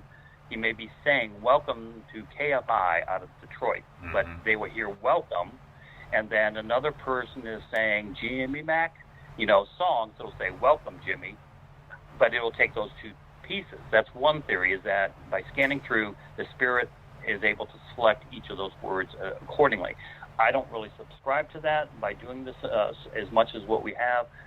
It seems like when you're doing these in that method, scanning the radio bands, it's almost like the radio bands themselves, you're acting as a carrier wave, and those frequencies are bouncing enough that the energy of what they're trying to say, it's able to ride like a carrier wave on those frequencies. I know I'm getting kind of way out there and technical. But when it comes to software programs, there's many out there for your iPhones, and that's what we use. There's many out there, and these software developers, they don't even know how it works as far as how the spirits use it. They know how they designed it, and these software algorithms use algorithmic random bits and pieces of phonics that just randomly shoot out there. And somehow they're able to use those phonics to form distinct and intelligent answers when asking questions. Now, you guys have been doing this for quite a while, going out and doing investigations and getting EVPs and mm-hmm. everything. would you, knowing what you know now, would you encourage somebody to download some of these apps or get the dial radio and start asking questions? You know, I mean, seriously, what are they? What are these? What are you inviting in to? Here's that said a lot. That would be, for me to say do not do that, would be like the pot calling the kettle black. Yeah. Okay. Everybody has their different reasons for this. Mine, I was compelled to do this not because of the HatMan, not because of that, because of the loss of my father at 10 and then the loss of my grandparents. It messed me up. I needed to know. I needed to know that life goes on deep down inside. I needed to know that. And so when I discovered actually getting a communication with spirits, I never in my wildest dreams thought that I would ever communicate with my loved ones that passed on. I just thought, for me, it was fantastic because it's proof that something's going on. It's proof that our existence, our energy survives death. And for me, that was so overwhelmingly, it charged me. It's like an adrenaline. I have to know more. I have to keep doing this. And I think if you're doing it for the right reasons, I think that if you're solid and grounded in your faith, I don't think it's a problem. It has not been for me.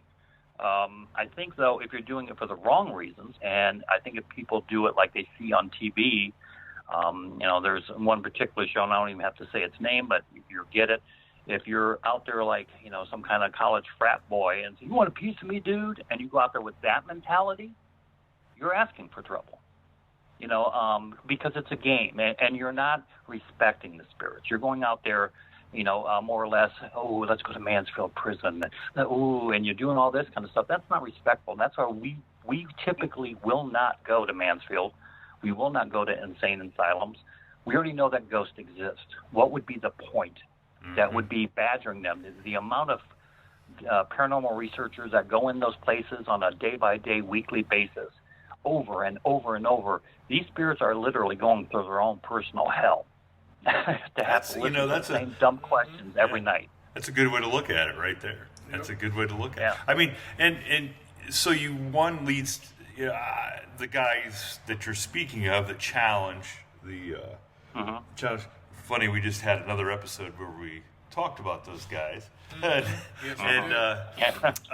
it makes you wonder if they really are doing anything anyway. Because if you know what I'm saying, are they really contacting anybody? Are they getting any kind of evidence? Maybe they don't even experience anything, and that's Megan and I can tell you from firsthand experience because the boys were too young at that point. Megan, me, and Emily, as well as Gary, who's no longer with us. He was our spiritual advisor. He's no longer on our team. I was going to say, you said no longer with us. Yeah. I thought, is he coming through the no, he's no longer with our team. Okay. But him and his son Tucker and Randy, we actually did a pilot episode for Lifetime Television Network called American Murder House. And we had signed a 5-year contract. They flew us up to Staten Island, New York. So, we were going to join the ghost hunters, the ghost adventurers, the dead files, and on and on and on. And after that experience, that was, and I'm sure Megan will concur, 3 days of pure hell. But we learned a lot. But as far as, unfortunately, there were bad lessons. And reality TV is anything but real.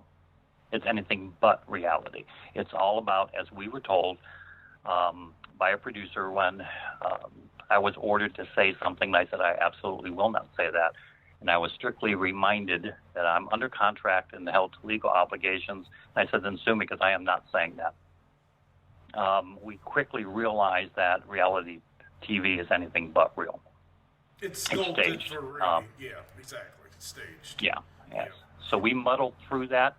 And if you ever get a chance to see the show, you will see that we are less than enthusiastic.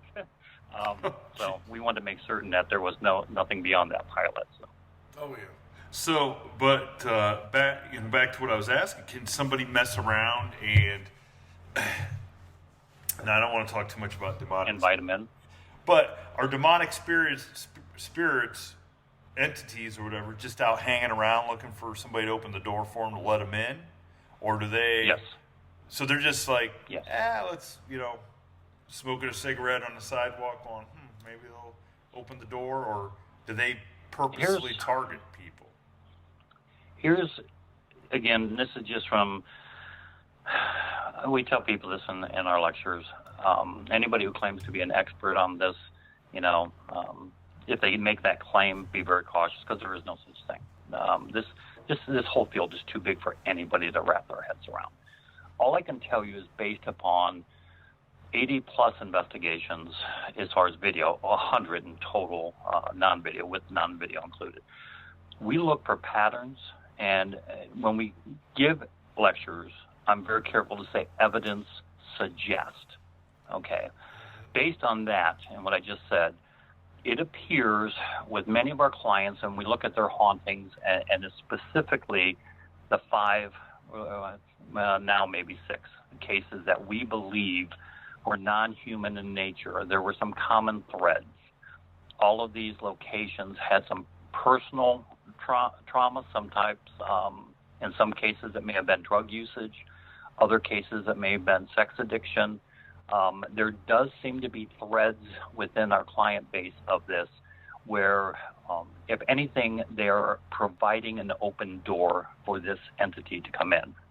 So if there's a weakness, you're giving it an opportunity to come in.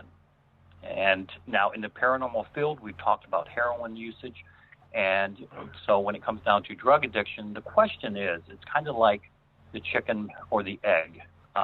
Does the demonic entity cause people to use heroin, therefore bringing about the destruction of man, or does the use of heroin bring in the demonic entity?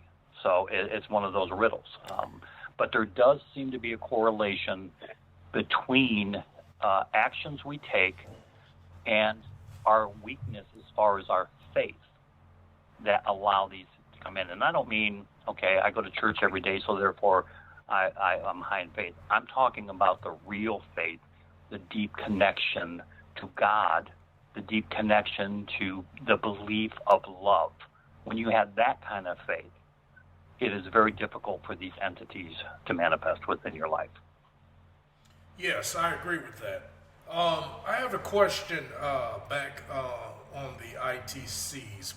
I had read something one time about white noise being used as a carrier wave for... Yes. So have you used anything, or that's basically a spirit box though, correct? No, white noise would be like when you're doing EVPs, okay. Turning on a fan in the background. Another way is to turn on your faucet in the kitchen, let it come to a real thin dribble, and the sound of the water hitting the sink basin, especially if you have a stainless steel sink and it reverberates. Yes. And then I wouldn't stand right there and record, but go into the next room, but where you could still hear the dribbling, and then turn on your recorder. Contrary to popular belief, silence is not the best way to get EVPs. In fact, some of the most incredible EVPs we've gotten by just turning on the recorder and going about our business. Whether you're making pizza, turn on the recorder, set it on your kitchen counter, and talk to your family. Be aware of what you're saying, be aware of your conversations, and then stop and hit play. And then you'll hear voices that you know damn well none of you said or was not there. And I'm not saying it happens all the time, but in one particular case of that, what we call passive, at the time with Randy's haunting in his house, it was almost like every weekend people were coming to witness this firsthand. And so everybody was showing up at Randy's. Randy had to have wine to calm his nerves, simply because at that time it was new to him. So it was new to all of us, but people would tell, and I want to experience it, come over, and it'd all leave just mind blown. But one time we were in the kitchen, and it was 2 of Randy's friends that were there, and we were having wine and just standing around talking. So I turned on my phone and hit the record and set it off to the side. We're talking. When I played it back, Randy was telling them about his patio. His patio's red brick. And he was telling his friends that the patio out back was actually the brick that they tore up on Broadway in Lorraine. And they allowed residents to take the bricks if they needed them. So he was saying the whole patio was built out of these bricks. And in just out of nowhere, listening back to this recorder, the only way I can liken it is to like Betty Davis voice, or a heavy smoking woman. This voice comes out and says, "We won't sit out there." I mean, and it sounds like again, heavy smoking woman says, it says, "We won't sit out there."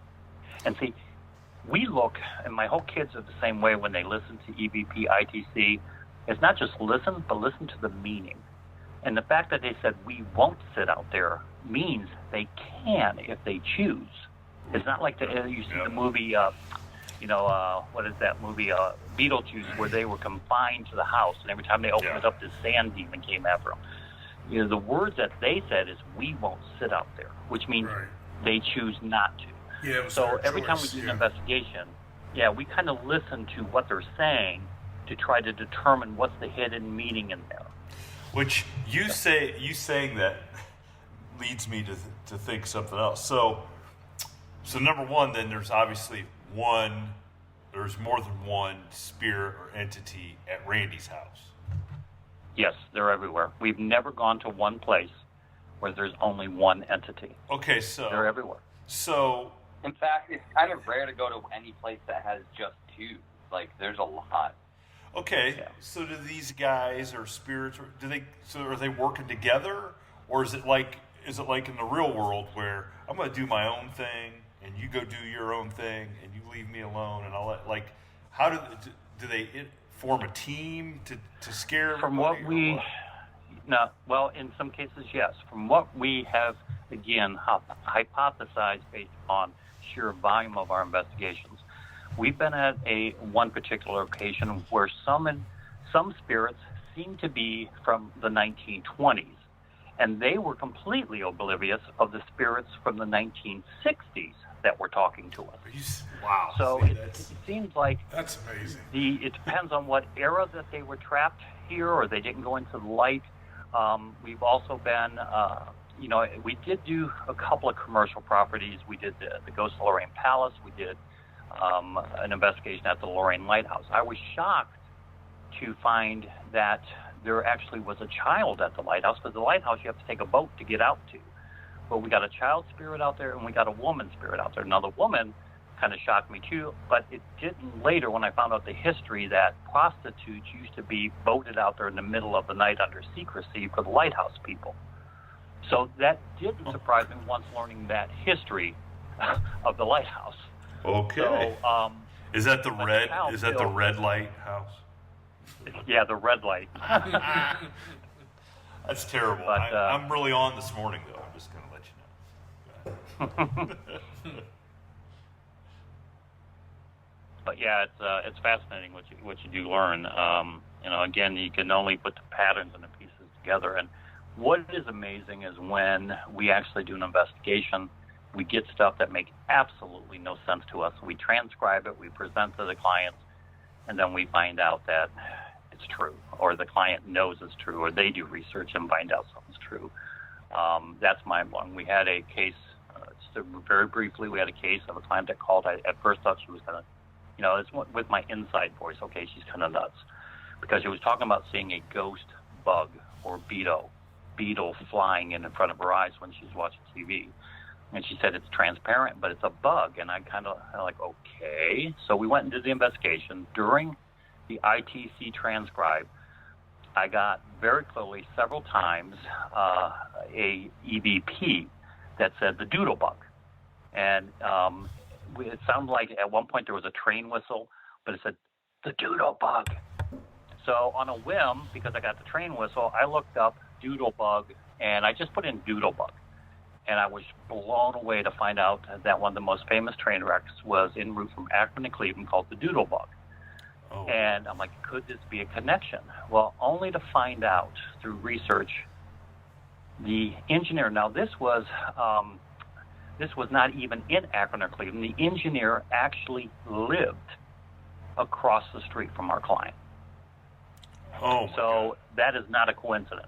And now sits a Wendy's. But at the time, with plotting the land and going to the courthouse and getting records, the engineer of the doodle bug, who survived. He jumped, but his life was destroyed because everybody accused them of being drunk, and they were not. It was the carbon monoxide fumes, so they didn't make the cutoff. And it was a head-on collision. Many people died, but their careers, their lives were never the same. And he ended up dying very unhappy. But he lived directly across from our clients. And, there's no doubt in my mind that this entity was trying to communicate to our client who he was by taking the form in the shape of a bug that flew in front of our eyes. And then after the communication and getting the name doodle bug in, making connected dots, we did a prayer crossover and sent them into the light. To this day, our client, we become wonderful friends with them. They've had no further experience in their home. Do you know how immediately frightened I was when you started talking about a ghost bug? Can you imagine every bug that met a tragic end? If they became a God, we'd just give up. They would outweigh humanity. We'd give up. We'd just give up. Yeah. So listening to some of the episodes of your podcast, Randy is a skeptic then when it comes to the cryptid side. But he obviously is not a skeptic when it came. So he was experiencing this stuff in his house, so I take it he probably was a complete skeptic, period, until he started experiencing stuff in his house, and then right. He kind of when it came to ghosts, he kind of dismissed it. He thought, okay, that's my imagination. Like all of us do, we rationalize stuff. So he didn't even know he was a medium. He had no clue that he was psychic medium until it kicked into high gear. After we formed EVP Mediums, he actually became a full-blown medium, and we all thought we were going to have him committed because he didn't know how to handle this sudden gift per se. But then looking back on it with his sister, he had this ability as a child. He blocked it out. He just didn't realize what it was then. But again, he's not a skeptic to mediumship because he's experienced it firsthand. He's not a skeptic to ghosts. He's experienced them and demonic activity. While he's skeptical and was skeptical of the Bigfoot until we started doing Paranormal Road. And then we went to a lot of these conventions and meeting people and even talking to the judge. He in his words, says, I keep that skeptical side only to keep my sanity because it scares the shit out of me. So there's a side that he just doesn't want to face. After talking to the judge, the only thing I'd be skeptical of is the judicial system. It wouldn't be the it'd be the just.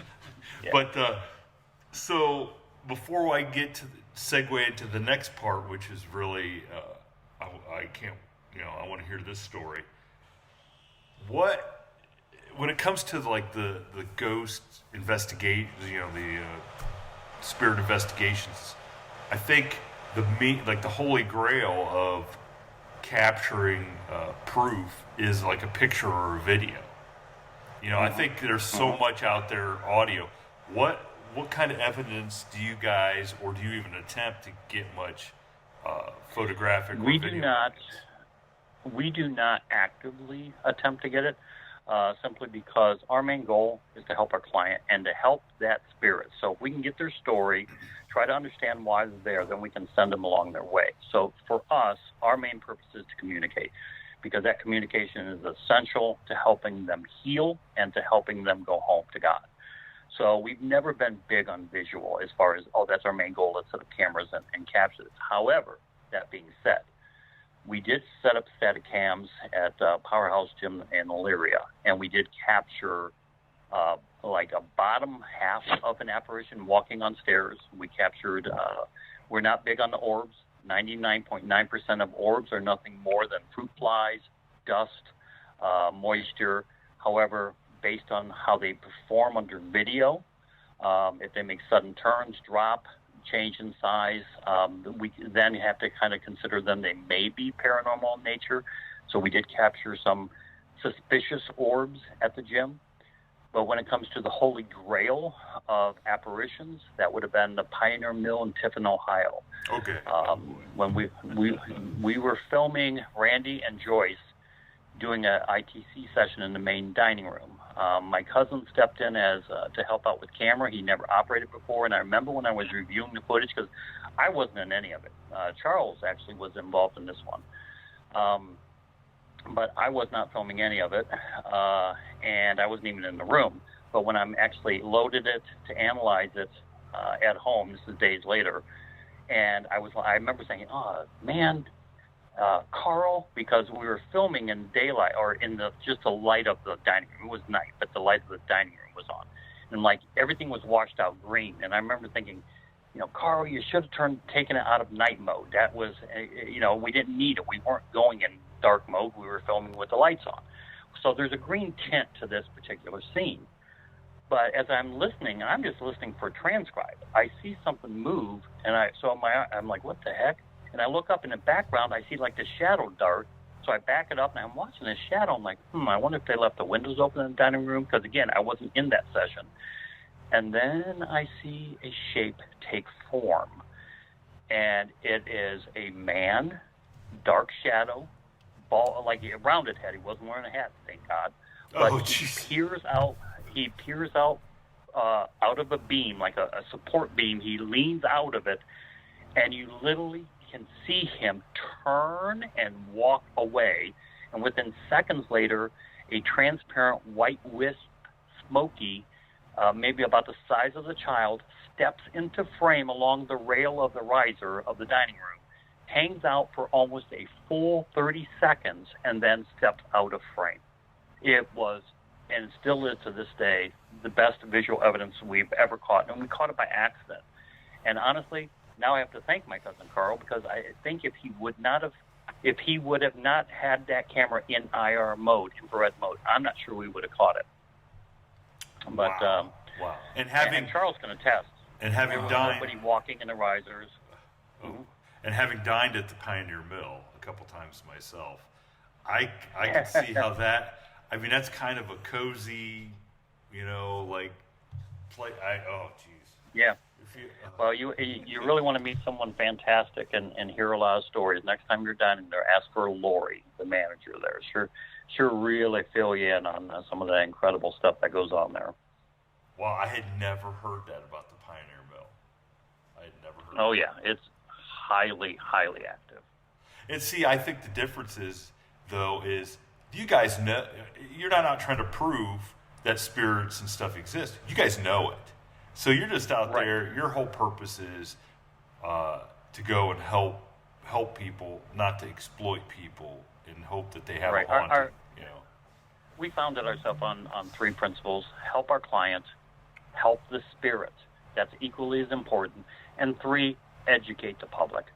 Again, knowledge helps everybody. It could help comfort someone who just lost their father. It could help comfort someone who got news that they're terminally ill. If they realize that this is not the end, there is more to life ever after.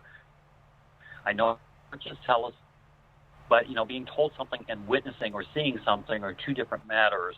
So that's why our 3rd mission of educating the public is so important to us. Now, but yeah, we're not out there to do the you and I factor. Now, you mentioned to start with that one of the driving forces for you was for proof, because of the your dad and your grandparents and stuff. So, were you able to ever get any confirmation? Oh yeah, from them? And that's the bizarre thing, is I wasn't looking for it. I never even thought it possible. This was in the early stages. When I owned my restaurant then, and it was slow in the afternoon, and every day I was, again, so enthralled with doing EVPs, I was recording them hundreds a day. Any chance I got, I was turning it on passive, going back listening. But so I stepped out for a smoke break. We stepped out behind the service area, so there's no one around, and I pay attention to my surroundings when I'm doing recordings. But I sat on the bench and I hit the record. I go back in, looked on the cameras to my restaurant. I'm like, oh, great, we got a crowd coming in. So I went straight to the sandwich board, and I got back to it a little bit later, put it on my computer. And so I'm listening, and I hear this da-da-da-da-da-da, and just like that. I'm like, what the hell? I've never heard humming, and nobody was humming out there. And then I saw on the camera that I had more customers, and I needed to go out and help my staff, so I did. Got back, and I thought, let me run that through Audacity, throw in a couple of filters. And then it became, be proud of yourself, my David. The only person ever to call me my David was my grandmother. And when I heard that, I busted out crying because I knew it was her. So I stuck my head out to the floor at that point, and I said, I'm leaving for the day, so-and-so, you're in charge. And I left, and I got in my car, and I went straight to the cemetery. And I got out of my car, turned on the recorder, walked up to the tombstone where my grandparents were, and I'm just bawling like a baby. And I'm rubbing their tombstone and crying. And so I then pull myself together, and I leave, and I go back home with my mom and aunt, and I put it on the computer. And wow. First of all, I played for them what I picked up at the store, and both my mom and aunt said, oh, my God, that's Mom. And I said, yeah, it's Grandma. And they were just dumbfounded. And I said, no, I just went to the cemetery before coming home. I said, I want to put this on and analyze it. You hear me get out of my car, again, because I passed, I just turned on the recorder. As I'm walking across the gravel to their tombstones, you hear a female voice say, I told you he'd come, Daddy. My grandmother always called my grandfather Daddy. So also in that recording, you hear me crying over the gravestone. And I get yelled at. I get, Dave Hensley, your grandma isn't in the grave right there. And what she was telling me, stop crying. I'm right here. You know, I'm not, what you're crying is the body. It's not me. Oh. You know, so that did nothing but fuel me even more. And then went back to the cemetery, went to my father's grave, and again, he died when I was 10, and the recording I got there was, and again, full sentences, I don't know why you don't believe, because I was still doubting this. I was thinking demonic, something's not right. I won't say something's not right, it was too overwhelming. But he says, I don't know why you don't believe. Let's do this together, shall we, son? And then he says, think Ohio Turnpike.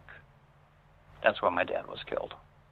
Holy moly. Oh, my goodness. Yeah. That puts shivers there going down your spine right there, that story. Oh, boy. But for me, I found it beautiful. For me, yeah, it changed everything about me, and it fueled me 100 times fold to pursue what I do. Because if I could bring that kind of closure, if I could bring that help just to one family, then all the ridicule and the laughter and the jabbing from my brother, or, you know, people who knew me then as Mr., you know, uptight professional guy, to what the hell's gone wrong with Dave? I don't care. You know, plus I'm old now, so I don't care. My poor kids, you know, they had to deal with this probably, you know, ribbing from their friends. Oh, boy. Well, I'm going to tell you, that's one reason why I will not go to my father's grave, and because he'd yell at me about something. And it wouldn't be as nice and loving. Now you may be surprised. No, I don't think I would. And if the judge was here, he could confirm that statement that I don't think my dad would be nearly as loving because I'm not sure which side he's on. to be honest with you, but I hope he didn't hear that. So that leads me to the okay. So you told me a story the other night that really piqued my interest about some stuff going on at a campground that you guys go to. Yeah. So I'd love to hear that story. I think our listeners would love to hear that too. Oh yeah. Well, see, this is one of the things that I don't know if you're familiar with the concept of the secret. To what you think about, you bring about. Because a lot of people in paranormal research or who had experience will tell you the more curiosity they have towards the subject matter, the more things happen to them. So it's like, why do some people have so many experiences and some don't? But So anyway, we started Paranormal Road last year, got into the cryptids, had a couple of really great shows on Bigfoot. And then we're out at the campground last summer during our break, because we don't record Paranormal Road in the summer months. But so it's about 2 o'clock in the morning. About 8 adults. We're all sitting around, talking about kids and children. Sorry, Megan, Charles, and Adam. We were talking about our kids. But out of nowhere, out of the woodline comes this god-awful, horrific scream. And it's very difficult to describe it. It was deep, but yet it sounded like a woman being murdered. It was unbelievable. And it was so unbelievably terrifying loud from the woods that one of the women that were there at the campsite, she looked at me and her eyes got big and she said, "What the was that?" And everybody, you could have heard a pin drop. And one of the guys, who's a trucker, and he's a nonsense guy, he said, "Look at the hairs on my arm." And another guy there, he's an avid hunter, he said, "I've hunted all my life." He said, "That is nothing. I don't know what that could be." So the next morning, I'm searching, I'm like, out of curiosity, Bigfoot sounds. And I found it. I found exactly what all of us heard. So I sent it to all the adults, audio file texting. Then went in the camper and played it for Randy. And I said, "Randy, listen to this." And he was doing dishes at the time or something. And he spun his head and he looked at me and his eyes got big. He goes, "Where'd you find that?" "That's it." Then the next morning, a woman who was not with us the night before, she was walking her dogs. I said, "Hey, Sue." And she goes, "Yeah." And I said, "You got a minute?" And she came over and I said, "Did you hear something strange last night around 2:30? She looked dead at me, never hesitated. She said, "Oh, you mean the screaming?" I said, "Yeah." And she said, "Yeah, I hear it all the time." She's the only one that lived there Monday through Friday or Monday through Sunday. She's there all the time. She's not a weekender. And she goes, "I hear it all the time." She says, "I won't walk my dogs at night anymore." She said, "It started about a month ago." And I said, "Wow." And I said, "I found it on the internet." She goes, "Really?" I said, "I found a file. Listen." So I played it for her. She goes, "Yep, that's it." She says, "It's not as loud as it is here, but that's it." And I said, "You want to know what it is?" And she goes, "What?" And then I showed her the article. It's the 1973 Polyop, Washington Bigfoot Scream.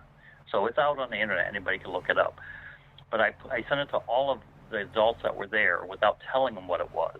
And they said, "That's it. Oh, my God, that's it. What is it?" Then I sent them the link to the article. And it blew their minds. And then, so I'm listening for it every night. Didn't hear it for weeks and weeks and weeks. Never heard the scream again. But it was in September.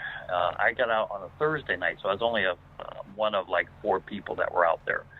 And it was a light drizzle, so I'm sitting underneath the canopy on the furniture and having a glass of wine, just relaxing. And there was a thunderstorm, so I'm kind of watching not expecting a HatMan, but there's a thunderstorm off to the south. Yeah, I'm no longer afraid of thunderstorms. I love them now, but so I'm watching the thunder or lightning to the south, and I hear this crack come from the tree line, and I'm like, no. I'm thinking to myself, there's no way. And I'm like, come on, this is just too unbelievable that we have all this Bigfoot stuff on the show. We hear a scream earlier, and now a tree knock.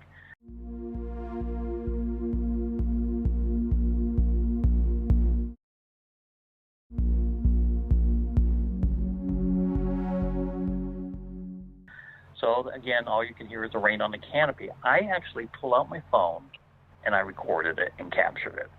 And again, shortly, I think it's like 30 seconds into the recording, you hear this whack. And again, it's coming out of the wood lines, tree lines. There's no way it's people in there because that's a protective reserve. There's no camping allowed there. It's part of a park property. There's no hunting allowed in there. And then to find out that others in the campground have heard that cracking noise. And one of the farmers that lives on that same strip, he actually has horses. He's not a farmer. But he says he won't take his horses back there. And then his words, he didn't tell us this. Someone else at the campground told us. He said, "I won't ride back there," he said, anymore. He said, "There's a Bigfoot in those woods." And he wouldn't say why he said that. So you have a local person that lives there that says that. And then interesting, a person, the owner of the campground, she manages the campground, but she's there all the time, and it was kind of a big joke to us that at the campground that the weird paranormal Bigfoot guys are there on the corner, and I'm losing track here. Anyway, so she would say things to us like, "Oh, don't tell me that, don't tell me that." She put her hands up on her ears, go, "La, la, la, la, la, it scares me." But it's not real. She laughed. It's not real. It's not real. The Bigfoot doesn't, but then it's ironic. She wouldn't go down there and mow in the tent area because that's on the woodline area. She won't go down there and mow by herself. So, and anyway, she was a big non-believer in all of this. We're here to find out in January, we get a call from somebody at the campground says, "You're not going to believe this. Deb is driving through Kipton, and her granddaughter says, 'Grandma, what's that?' And they look, and there is about an 8-foot-tall, hairy creature that steps across the bike path. And Deb actually startled her so much that she spun the car down another side street trying to catch up to find it and look, but they didn't see it again. And I'm like, figures, somebody who doesn't even believe in it, see it." Well, what did I say? What did I say a little bit earlier about the people that don't have open minds sometimes get the Yeah. Oh. Yeah, and Kipton actually is 1 mile from our campground. So I'm 100% convinced that Sasquatch or Bigfoot are in that area. Now, whether they migrate there seasonally, if they're always there, I don't know. Part of me says they're always there because our experience took place in the summer. Her sighting takes place in January, so they must dwell in that area year-round. So when then is the first live podcast from the campground this summer going to take place as somebody goes out and investigates the woods and reports about it? Actually, that just may happen. We have an investigator on Paranormal Road, Amy Boo. She's a professional investigator. Bigfoot, she's been on several shows. She's really incredible. We just love her to death. She's bringing out a group of Bigfoot field researchers to camp out at the campground this summer, and they're talking about doing night investigations. So we actually may stream that live.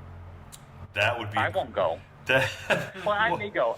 Let me take that back. I'll go if there's enough of them. I'll go. There's no way in hell Randy will go. He'll stay up around the fire with a bottle of wine. But well, I will. In his words, he has to stay behind to help identify the bodies the next morning. Somebody needs to tell the story, right? Yeah.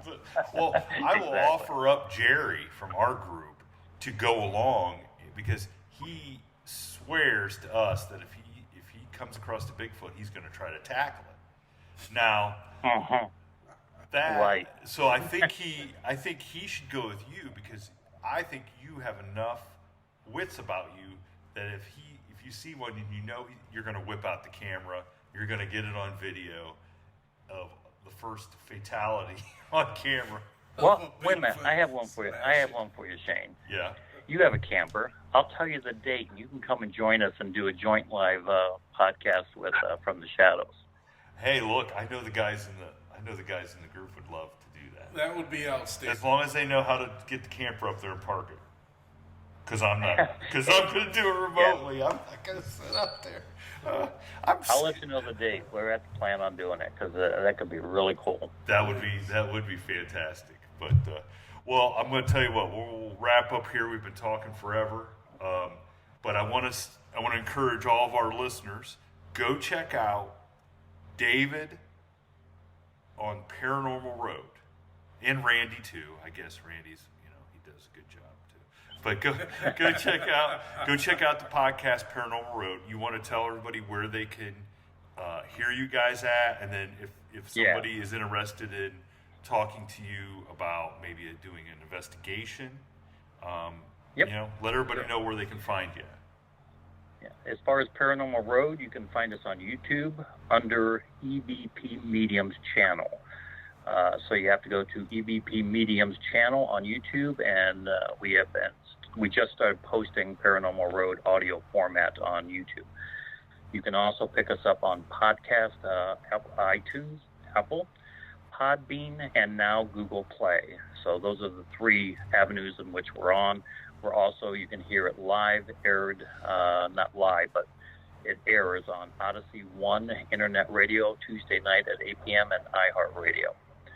And as far as our video concerning the paranormal research that we put together, you can view our investigations by going to evpmediums.com. And there's a link that takes you directly to the YouTube channel that has them posted.